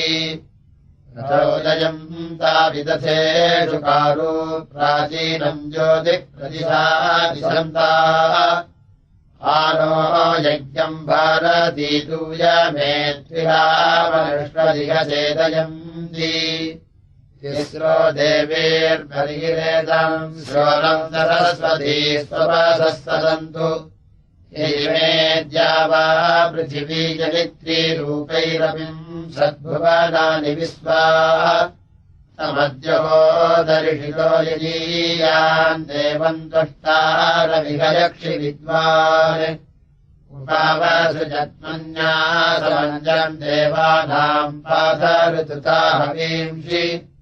वनस्पतिः सविता देवो अग्निस्वदन्तु हव्यम् मधुना घृतेन सद्यो जातोऽव्यनिमीतयज्ञमग्निर्देवानामभवत्पुरोगाः अस्य होतः प्रतिश्रुतस्य वाचि स्वाहा कृतम् हविरदन्तु देवाः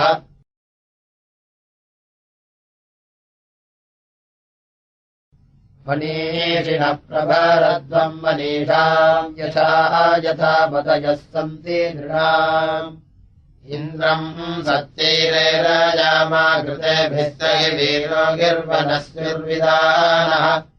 त्रिजस्त्रितरसोऽधीतिरज्योत्सङ्गाश्रेयो वृषभो गोभीरानटे उदतिष्ठन्तविषेनानवेन महान्ति जित्संविर्याचारजांसि इन्द्र किल श्रुत्याः अस्य वेदसयजुष्टोपधिकृत्सूर्याय आन्वेनाम् गृह्णन्यच्युतो भुवद्वोपदिवस्य नया अप्रतीतः इन्द्रो दुन्नाम गतो अर्णवस्य प्रतामीनादङ्गीरोभिर्गृणानः पुरूणि चिन्नितदाधारजांसि दाधारयो धर्मम् सत्यदाता इन्द्रो दिवप्रतिमानम् पृथिव्या विश्वा वेदसवनाहन्ति शुष्णम् महीम् जिज्ञामातनोत्सूर्येण चास्कम्भचित्कम्भनेन स्कभीयान् वज्रेण हि वृत्रः वृत्रवस्तरदेवस्य सुषुवानस्य मायाः विदृष्णो अत्र दृढता च गन्धाथा भवो मघवन्बाह्वोजाः सजलम् अयदृषतः सूर्येण चित्रामस्य केतवो रामविन्दन् आयन्नक्षत्रम् ददृशे दिवो न पुनर्यतो न कीरद्धानुवेद दूरम् किल प्रथमा जग्मुरासामिन्द्रस्य या प्रासवे शत्रुरापः स्विदघ्रम् वुद्राः सामावो मध्यम् वो नूनमन्थाः सृजस्यन्द्रो नहीनाजग्रदानादिदेता प्रविविद्रेजवेन मोक्षमाना उदयावो मुद्रेधे देतानमन्दे निजिक्ताः सद्धीते सिन्धोमुसतीरीवायम् सनाज्जारहारितः पूर्भिदासाम् अस्तमादे पार्थिवावसोऽन्यस्मे जग्मुः सूनृता इन्द्रभूरिः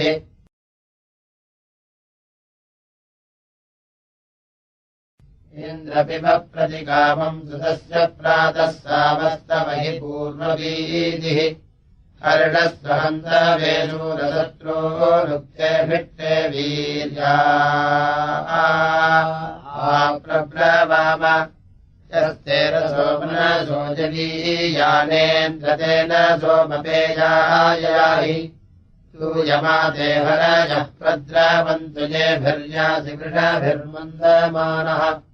हरिस्तता वर्चसा सूर्यस्य श्रेष्ठैरूपैस्तन्वम् स्पर्शयस्व अस्माभिरिन्द्रसखेभिर्भुवानः सध्रीजीनो मादयस्व ऋषद्य यस्यत्यर्थे महिमानम् मदेष्विमे महीरोदसीनाविवित्ता तदोका हरिभिरिन्द्रयुक्तैः प्रियेभिर्याहि प्रियमन्नमच्छ यस्य सत्त्वविवा इन्द्रशत्रूनाजकृत्यारण्या जगर्थ स ते पुरम् धिम्तवीषीमयति स ते मदाय सुतरिन्द्रसोमाः इदम् ते पात्रम् स न वित्तमिन्द्रविभासो मेनाशक्रतो पूर्ण आहावो मधिरस्य मध्वोऽयम् विश्वजितविहर्यन्ति देवाः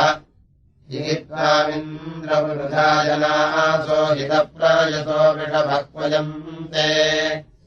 अस्माकम् ते मधुमत्तमानीमा भूवन् सवनातेषु हर्य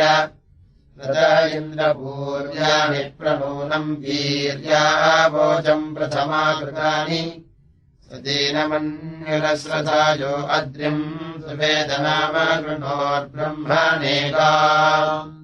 निषदीयगणपते गणेषु त्वामाहुर्विप्रथमम् कवीनाम् न ऋते त्वत्क्रियते किञ्चनारे महामत्कम् मघवम् चित्रमर्च अभिख्यानो मघवन्नाधमानान् सखे बोधिवसुपते सखीनाम् रणम् कृधिरणगच्छत्यधुष्मा भक्ते चिता भजा राजे अस्मान्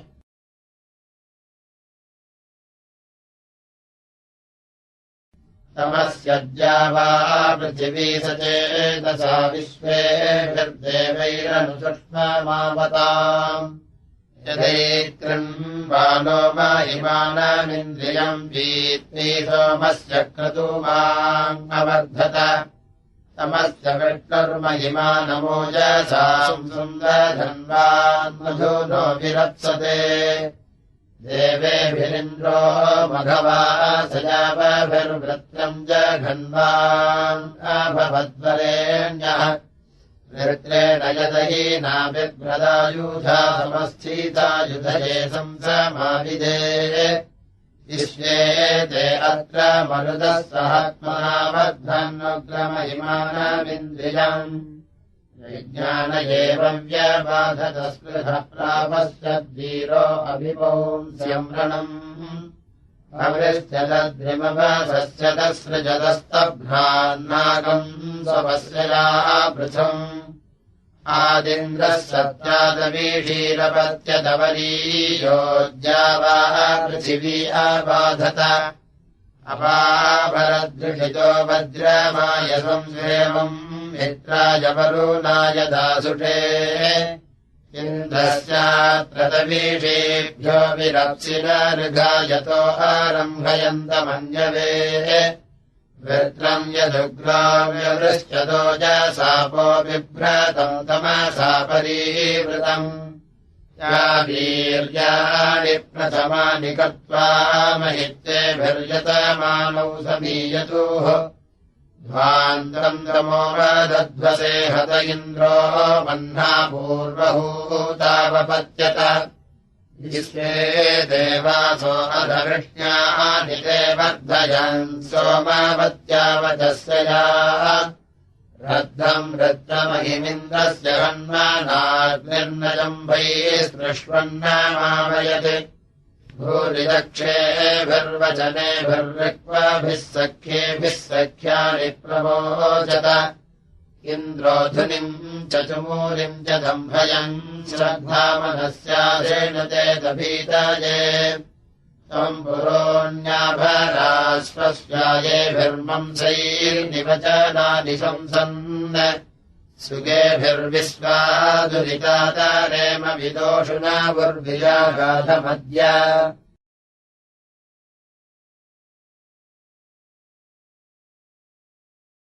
धर्मासमन्दात् विवृतम् यापदस्तयोर्जुष्टिम् मादयिष्वा जगाम दिवस्मज्योतिधीषाणावेषन् विदुर्देवाः सहसा मानमर्कम् तिस्रो देष्ट्राय निर्वृतिरुपासते दीर्घश्रुतो विहिजानन्ति वह्नायः तासाम् निजिक्युः कवयो निदानम् परेषु यागुह्येषु व्रतेषु चतुष्कपर्दायुपतिः सुपेशाः घृतप्रतीका वयुनाः निवस्ते अस्याम् सुपर्णानिषेदुर्यत्र देवादधिरेभागधेयम् एकः स्वपन्नः स समुद्रमाविवेशस इदम् विश्वम् भुवनम् विचष्टे तमम् वाकेन मनसा पश्यमन्ति तस्तम् मातारेभिसपूरेभि मातरम् सुवर्णम् विप्राः कवयो वचोभिरेकम् सन्तम् बहुधा कल्पयन्ति छन्दांसि जलधतो अध्वरेषु गृहान् सोमस्य विमथे द्वादश षट्त्रिंशांश्चतुरः कल्पयन्तश्छन्दांसि जलधत आद्वादशम् यज्ञम् विमाय कवयो मनीषरिक्सामाभ्याम् प्ररथम् वर्तयन्ति चतुर्दशान्येम हिमानो अस्य तम् धीरा वाचा प्रणयन्ति सप्त आत्मानम् तीर्थम् कैह प्रवोजद्येन पथा प्रपिबन्ते सुतस्य सहस्रधा पञ्चदशान्युक्ता यावद्या वा पृथिवी तावदित्तत् सहस्रधामहिमानः सहस्रम् यावद्ब्रह्मविष्टितम् तावतीवाग् कच्छन्दसाम् योगमावेदधीरः को दिव्याम् प्रतिवाचम् पपाद मृत्युजामष्टमम् सूरमाहुर्हरीन्द्रस्य निचीकायकस्वीत् भूम्या अन्तम् पर्येके चलन्ति रथस्य धूर्ययुक्तासो अस्तुः श्रमस्य दायम् विभजन्तेभ्यो यदा यमो भवति हर्म्ये हितः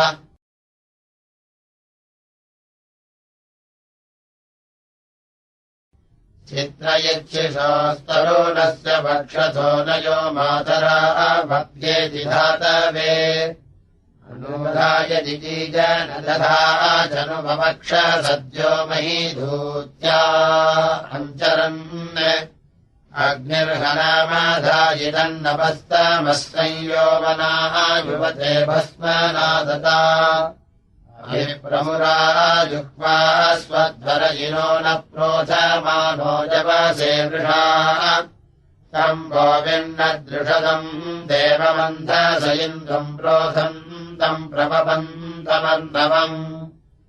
आसावह्निन्न सोतिषा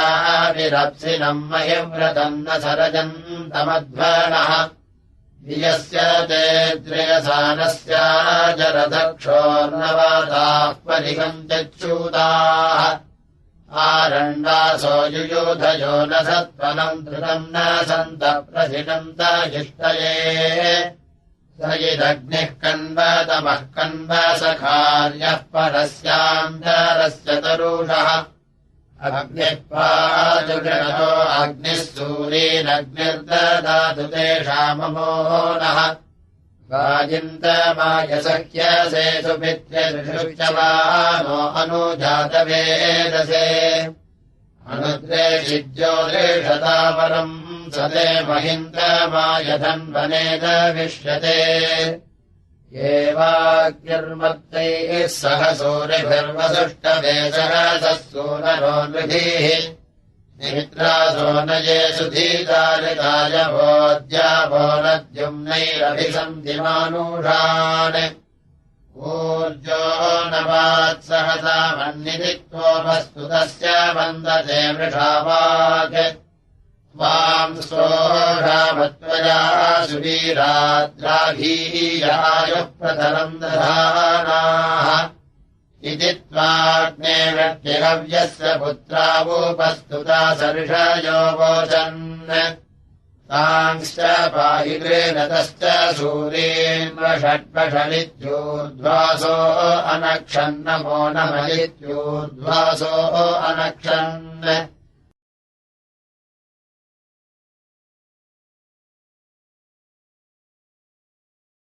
सोमम् महत इन्द्रियाय पिबाधृत्राय हन्तवेशविष्ट कृपराये सवसे भूयमानः पिबमद्धस्त्रिपदिन्द्रावृषस्व अस्य विवक्षुपदः प्रस्थितस्येन्द्रसोमस्य परमासुतस्य स्वस्ति मनसा मादयस्वार्वाचीनो रेवते सौभगाय ममत्तत्त्वा दिव्यः सोमा इन्द्रममत्तु यः सूयते पार्थिवेषु ममत्तुजेन परीवश्च कत्थ ममत्तुजेन निर्विनाशि शत्रून् आद्विवर्गा अभिनो यात्यन्द्रो वृषाहरिभ्याम् परीषिक्तमन्धाः द्रव्यासुतस्य प्रभृतस्य मध्वः सत्राखेताः मरुषः वृषस्व निदिग्मानिभ्रासयन् भ्रास्यान्यवस्थिरादनुगियातु यूनाम् उग्राय ते सहोफलम् ददामि प्रतीत्या शत्रोन्विगदेषु वृश्च या अर्य इन्द्रदमिभिः स्रभांस्योजस्थिरेव धन्वनोऽभिमातीः अस्मद्रग्वा वृधानः सहोभिरनीभिष्टस्तन्वम् वा वृधस्व इदम् हविर्माघवन्तुभ्यम् रातम् प्रतीशम् रामघृणानोऽनुभाय तुभ्यम् सुतोमाघवन्तुभ्यम् पक्वो ओद्धीन्द्रपिबधप्रस्थितस्य अद्धीदिन्द्रप्रस्थिते माहवीम् शितनो दधिष्वपचतोदसोमम् प्रयस्वन्तः प्रतिहर्यामसित्वा सत्याः सन्तु यजमानस्य कामाः तेन्द्राग्निभ्याम्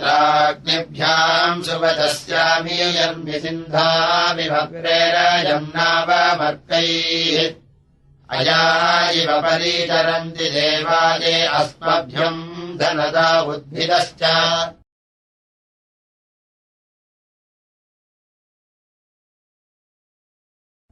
नवावो देवाः क्षुधमिद्वदन्त दुर्दासीतमुपगच्छन्ति मृत्यवाः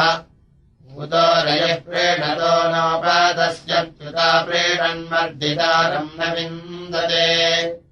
य आध्राय जगमानाय वित्तोऽन्नवात्संरभितायोपजग्मुषे स्थिरम् मनश्च कृते सेवते पुरोतो चित्समर्दितारम् न विन्दते स यद्भोजो यो गृहवेदधात्यन्न कामाय चरते कृशाय अरामस्मै भवति यामाहूता उदा परीषो कृणते सखायम् न स सखायो न ददाति सख्ये स चाभुवे स च मानाय भित्वः अपास्मात्प्रेयान्न तलोको अस्ति ऋणन्तमन्यमरणम् चिकित्सेत् नीयादिन्नाधमानाय द्रव्यान्द्राघीयाम् समनुपस्येत पन्थाः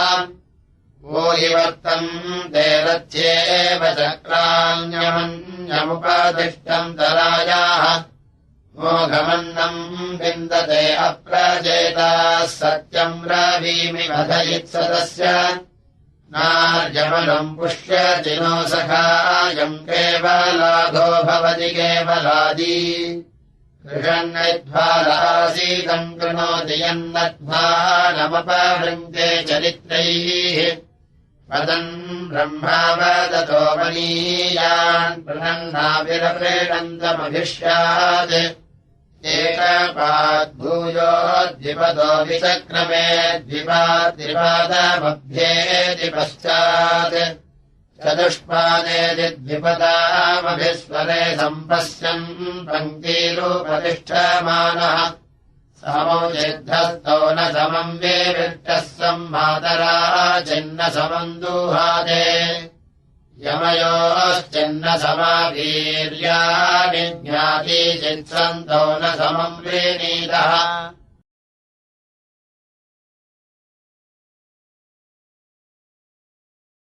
अग्नेहम् सिन्या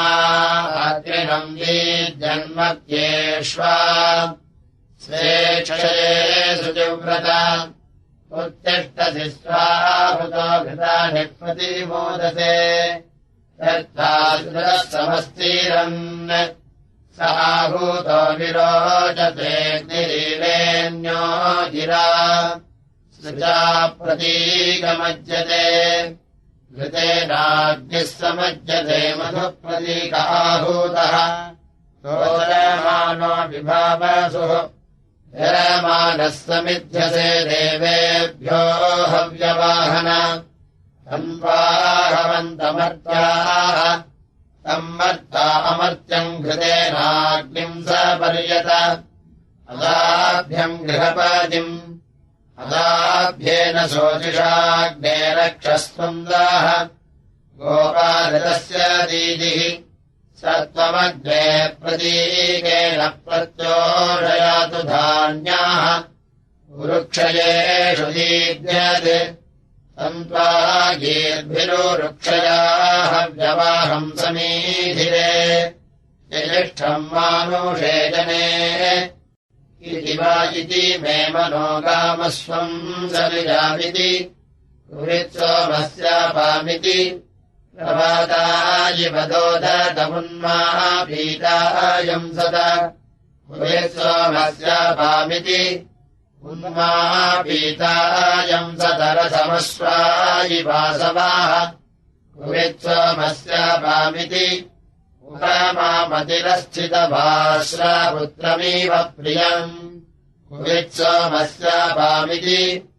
अहम् दष्टेव बन्धुरम् पर्यचामि हृदामतिम् कुवित्सोमस्यापामिति न हि मे अक्षिपच्छनाच्छान् स्वपञ्चकृष्टयाः कुवित्सोमस्यापामिति न हि मे रोदसी उभे अन्यम् पक्षम् च न प्रति कुवित्सोमस्यापामिति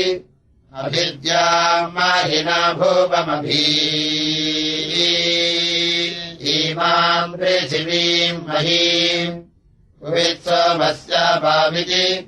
अन्दाहम् पृथिवीमिमाम् निदधानीह वेहवा कुवित्सोमस्यापामिति मोषवित्पृथिवीमहम् जङ्घनानीह वेहवा कुवित्सोमस्यापामिति दिवि मे अन्यः पक्षो बोधो अन्यमचीकृषम् कुवित्सोमस्यापामिति अहमस्मि महामहोऽभिलभ्यमुदीषितः कुवित्सोमस्यापामिति गृहो जाम्यरम् कृतो देवेभ्यो हव्यवाहनः कुवित्सोमस्यापामिति अधिरासभुवनेषु ज्येष्ठम् यतो यज्ञमुग्रस्तेषनृम्नः सद्यो जज्ञानो हरीनाजिसत्रो ननियम् विश्वे मदन्त्यूमाः आविधानस्तपसा भूर्यो जाश्वत्रदासायाभियसम् दधाति अव्यनच्च व्यनच्च सस्निसन्देन वन्तप्रभृतामदेषु द्वे क्रतुमपि वृञ्जन्ति विश्वेत्यर्यदेतेत्यर्भवन्त्यूमाः स्वादो स्वादीयस्वादुना सृजासमधस्तमधुमधूनाभियोधीः इति सिद्धित्वाधनाजयन्तम् मदे मदे अनुमदन्ति विप्राः ओजीयो धृष्णो स्थिरमादनश्वमात्वादभन्यासुधानादुरेवाः मया वयम् सा सद्महेरणेन प्रपश्यन्तो युधेन्याः निभूति सोदयामितायुधावचोभिस्सन्देशितामि ब्रह्मणावयांसि श्रेयम् पुरुवत्पसमृद्भमिनतममात्यमात्यानाम् आदर्शते सवसा सप्तदानोऽन्प्रसाक्षते प्रतिमानानि भूरि निदद्दधिरेव रम्परम् जयस्मिन्नाभिधावसादुरोणे आमादरास्तापयसेति गत्नो अतयिनोऽधिकर्वरा पुरूणि इमा ब्रह्म बृहद्दीपो विभक्तीन्द्राय सूषमग्र्यस्वर्गाः महोगोत्रस्य क्षयति स्वराजो दुरस्य विश्वा अवृणोदपस्वाः एवा महान् बृहद्दीपो अथर्वावो चस्वाम् तन्वा अमिन्द्रमेव सदा रोमादरिभ्रीररिप्राहिन्वन्ति च सवसा वर्धयन्ति च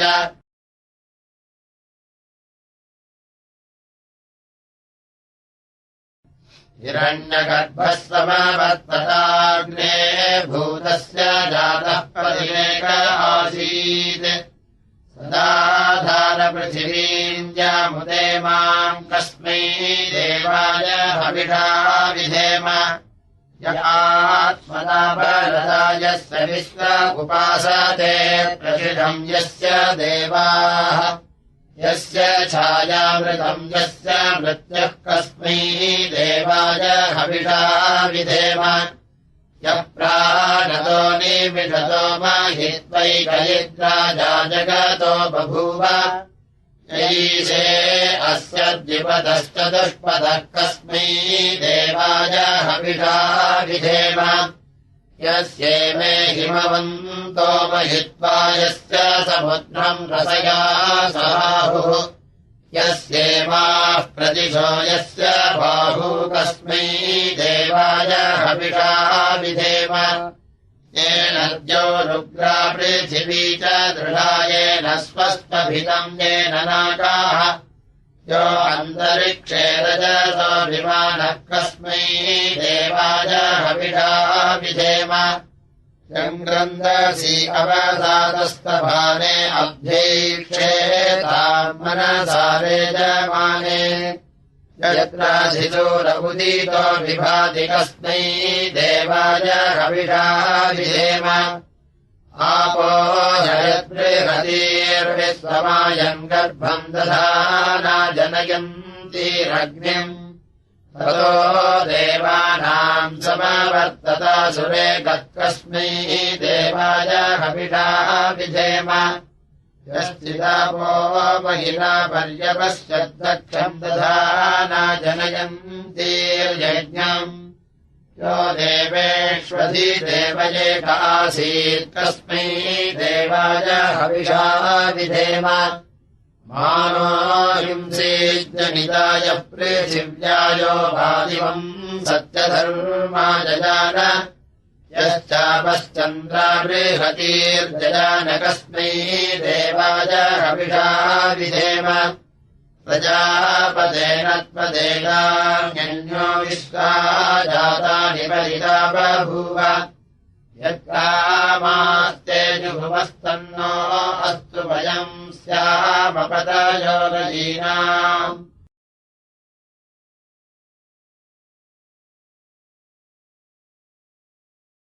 वसन्न चित्रमाघसङ्गृणीषे वामम् सेवमतीधिमद्विषेण्यम् सरासते सुहृदो विश्वधायसोऽग्निर्होता गृहपतिः सुवीर्यम् युषानो अग्ने प्रतिहर्यमेव चो विश्वानि विद्वान् वयुनानि सुक्रतो घृतानिर्ब्रह्माणे गातुमेरजतव देवाः जनयन्ननुव्रतम् सप्तधामानि पर्यन्नमर्त्यो दासद्दासुषे सुकृते मामघस्व वीरेण रयिनाग्ने स्वाभुवायस्तानत्सविघातम् जूषस्व यज्ञस्य केतुम् प्रथमम् पुरोहितम् हविष्मन्तयीलते सप्तवादिनम् शृण्वन्तमग्निम् घृतपृष्ठमुक्षणम् प्रणन्तम् देवम् प्रेणते सुवीर्यम् तम् दोदः प्रथमो वरेण्यस्तभूयमानो अमृतायमत्स्व त्वाम् मर्जयन् मरुतो दासुषो गृहे त्वाम् स्तोमेभिर्मृगवो विरुरुचुः इदम् दुगम् सुधाम् विश्वधाय संयज्ञप्रिये यजमानाय सुक्रतो अग्ने घृतस्नस्त्रहृतानियद्भर्तिर्यज्ञम् पर्यन् सुक्रतूयसे तामिदस्या उषसोऽद्योष्टिवदूतम् गृह्वानायजन्तमानुषाः त्वाम् देवामहयाय्याय वा वृधुराज्यमग्नेन वृजन्तो अध्वरे नित्वावशिष्टाह्वन्तवाजिनम् गृह्णन्तो अग्ने विदधेषु वेधसाः राजस्फोटम् यजमानेषु धारय यूयम् वात स्वस्तिभिः सदा नः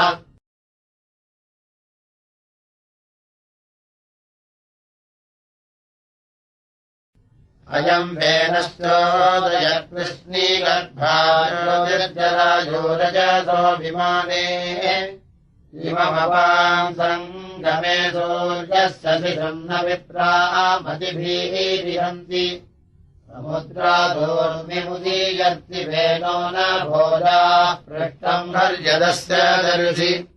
ऋतस्य दानामधिविष्टविभ्राट्समानम् योनिमभ्यनूषदव्राः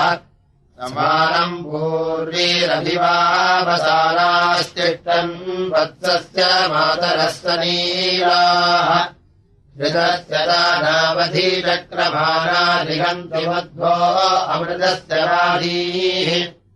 जानन्तो रूपमाकृतम् विप्रामृगस्य घोषम् महिरस्य हिग्मन् ऋतेन जन्तो मस्तर्विदद्गन्धर्वो अमृतानि नाम अप्सराचारमुपदिष्टियानायोषा विभक्ति परमेव्यो मन्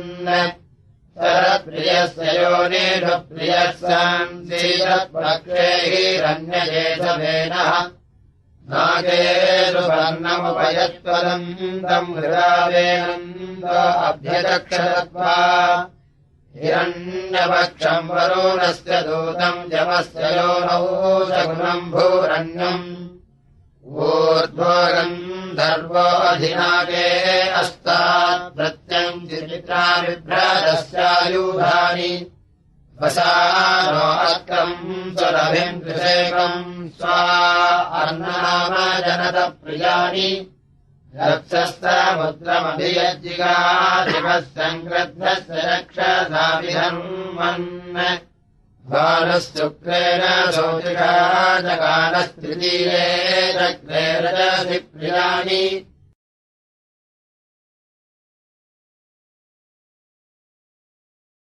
इमन्नो अग्नमुपयज्ञमे हि पञ्चयामम् त्रिवृतम् सप्तदन्तम् असोहव्यवारुदनः पुरो राज्योगेव दीर्घम् दमासयुष्टाः अदेवाद्देव प्रददातुरायन् प्रपश्यमानो अमृतत्वमेमि शिवम् यत्सम् तमसि भोजः विश्वात्सख्यादरणीम् नाभीमेमि पश्यन्नन्यस्यादीधिम् मयाया हृतस्य रामविमीमे कुरूनि शंसामि विप्रे असुराय सेवामयज्ञियाद्यज्ञियम् भागमेमि बह्वीस्तमा अकरमन्तरस्मिन्निन्द्रम् वृणानः पितरम् जहामि अग्निस्वमोवरुणस्तेच्च वन्दे वर्यावद्धाष्टम् ददमाम्यायन् निर्माया उद्वे असुरा अभूवन्त्वम् च मा वरुणकामयासे ऋतेन राजन्नरेदम् विभिञ्जन् मम राष्ट्रस्याधिपत्यमेहि इदम् स्वरिदमिदासवाममयम् प्रकाशमुर्वा अन्तरिक्षम् अनावभृत्नम् निरेहि सोमहविश्वासन्तम् हविषा यजाम कविः कवित्तादिविरूपमास जलप्रभूतिवरुणो निरवस्त्रेयते क्षेमम् गण्वानाजनयो न सिन्धवस्तास्य वर्णम् सुजायोपरिभ्रति तास्य ज्येष्ठमिन्द्रियम् सजन्ते तायीमाक्षेति स्वदया मदन्तीः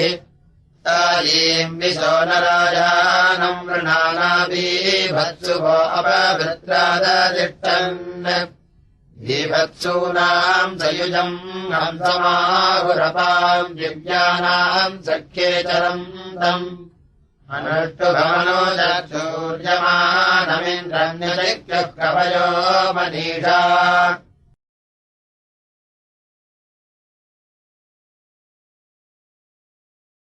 अहम् रुद्रेभिर्वसुभिस्तराम्यहमादित्यैरुतविश्वदेवैः अहम् मित्रावरुणो भाभिभर्म्यहमिन्द्राज्ञी अहमश्विनो भा अहम् सोममाहनसम् बिभर्म्यहम् द्रष्टारमुतभूषणम् भवम् अहम् ददाभिद्रवीणम् हविष्मते सुप्राव्ये ये यजमानाय संपदे अहम् राष्ट्री सङ्क्रमजीवसूनाम् प्रथमायज्ञियानाम् ताम् मा देवाव्यदतः पुरुत्रा भूरिश्छात्राम् भूर्या वेशयन्ति मयासो अन्नमत्तियो विपश्यति यः प्राणीतिजयीम् शृणोत्युक्तम् अमन्तभोमान्तमुपक्षियन्ति श्रुतिश्रुतश्रद्धिवन्ते वदामि अहमेव स्वयमिदम् वदामि जुष्टम् देवेभिरुतमानुषेभिः यम् कामयेतन्तमुग्रम् क्रीणोमिदम् ब्रह्माणम् तमृषिम् तम् सुमेधा अहम् रुद्राय धनुरातनोमि ब्रह्मद्विषे सर्वेऽहम् तवाहु अहम् जनाय समदम् कृणोम्यहम् जावा पृथिवी आविवेश अहम् दूरे पितरमस्य मूर्धन्वमयोनिरप्स्वा अन्तः समुद्रे ततो विदृष्टे भुवनानुविश्वोदामून्द्याम् वर्ष्मणोपस्पृशामि अहमेव वात इव प्रवाम्यारभमाना भुवनानि विश्वा परो दिव परजेन पृथिव्यैरवति महिला सम्बभूव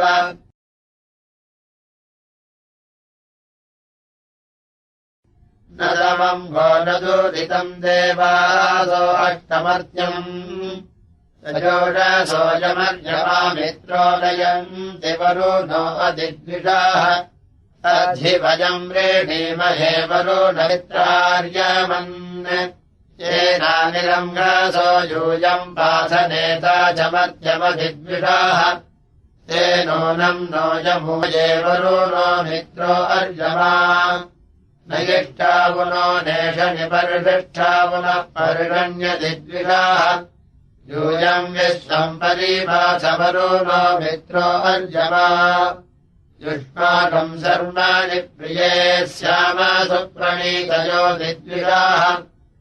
आदित्यासो अधिसृतो वरुणो मित्रो अर्यमा उग्रम् मरुद्धीरुद्रम् भुवेमेन्द्रमग्निम् स्वस्तये दिद्विषाः नेतारभूषणस्थिरो वरुणो मित्रो अर्यमा अधिविश्वालिदुरिता राजानश्चर्षणीनामतिद्विषाः सुरमस्मभ्यमूतये वरुणो मित्रो अर्यमा शर्म यच्छन्तु सप्रथ आदित्यासो यदीमहे अधिद्विषाः यथा हत्यद्वसवो गौर्यम् जत्परिषितावमुञ्जता यजत्राः एवोऽश्वा अस्मन्मुञ्जताव्यम् हप्रतार्यग्ने प्रधरन्नायुः तादेव्यक्षदा यदि पुरुत्रा देव्या अक्षभिः तिस्रा अधिस्त्रियोऽधित ओर्वप्रा अमर्त्यानिवतो देव्यो उद्वराः ज्योतिषा बाधते तमाः निरस्वरा नमस्कृतोषधम् देव्या यति अपेदुहासते तमाः सा नो अद्य यस्या भजम् निधेया वन्नविक्ष्महि वृक्षेण वसतिम् वयाः निग्रामासो अवीक्षत निबध्वन्तो निभक्षिणाः निश्येनासत्सिलर्थिनाः यावया भृत्या अमृतम् यवयस्तेन मूर्म्ये अथानस्तुतरा भव उपभापेऽपि सप्तमः कृष्णम् यत्तमस्थित पुनरिणेव यातय उपदेकायिवाकरम् वृणेष्वदूहितर्दिवः रात्रिस्तो मन्न जिज्ञुषे ममाग्ने वर्चो विघवेष्वस्तु वयम् त्वेन्धानाः सन्वम् पुषेम मह्यम् नमन्ताम् प्रतिभश्चदस्रस्त्वयाध्यक्षेण पृथनाजयेम मम देवाविहवे सन्तु सर्व इन्द्रवन्तो मरुतो विष्णोरग्निः ममान्तरिक्षमुरुलोकमस्तु मह्यम् वातः पवताम् कामे अस्मिन् मयि देवाद्रवीणमायजन्ताम् मय्यासीरस्तु मयि देवहूतिः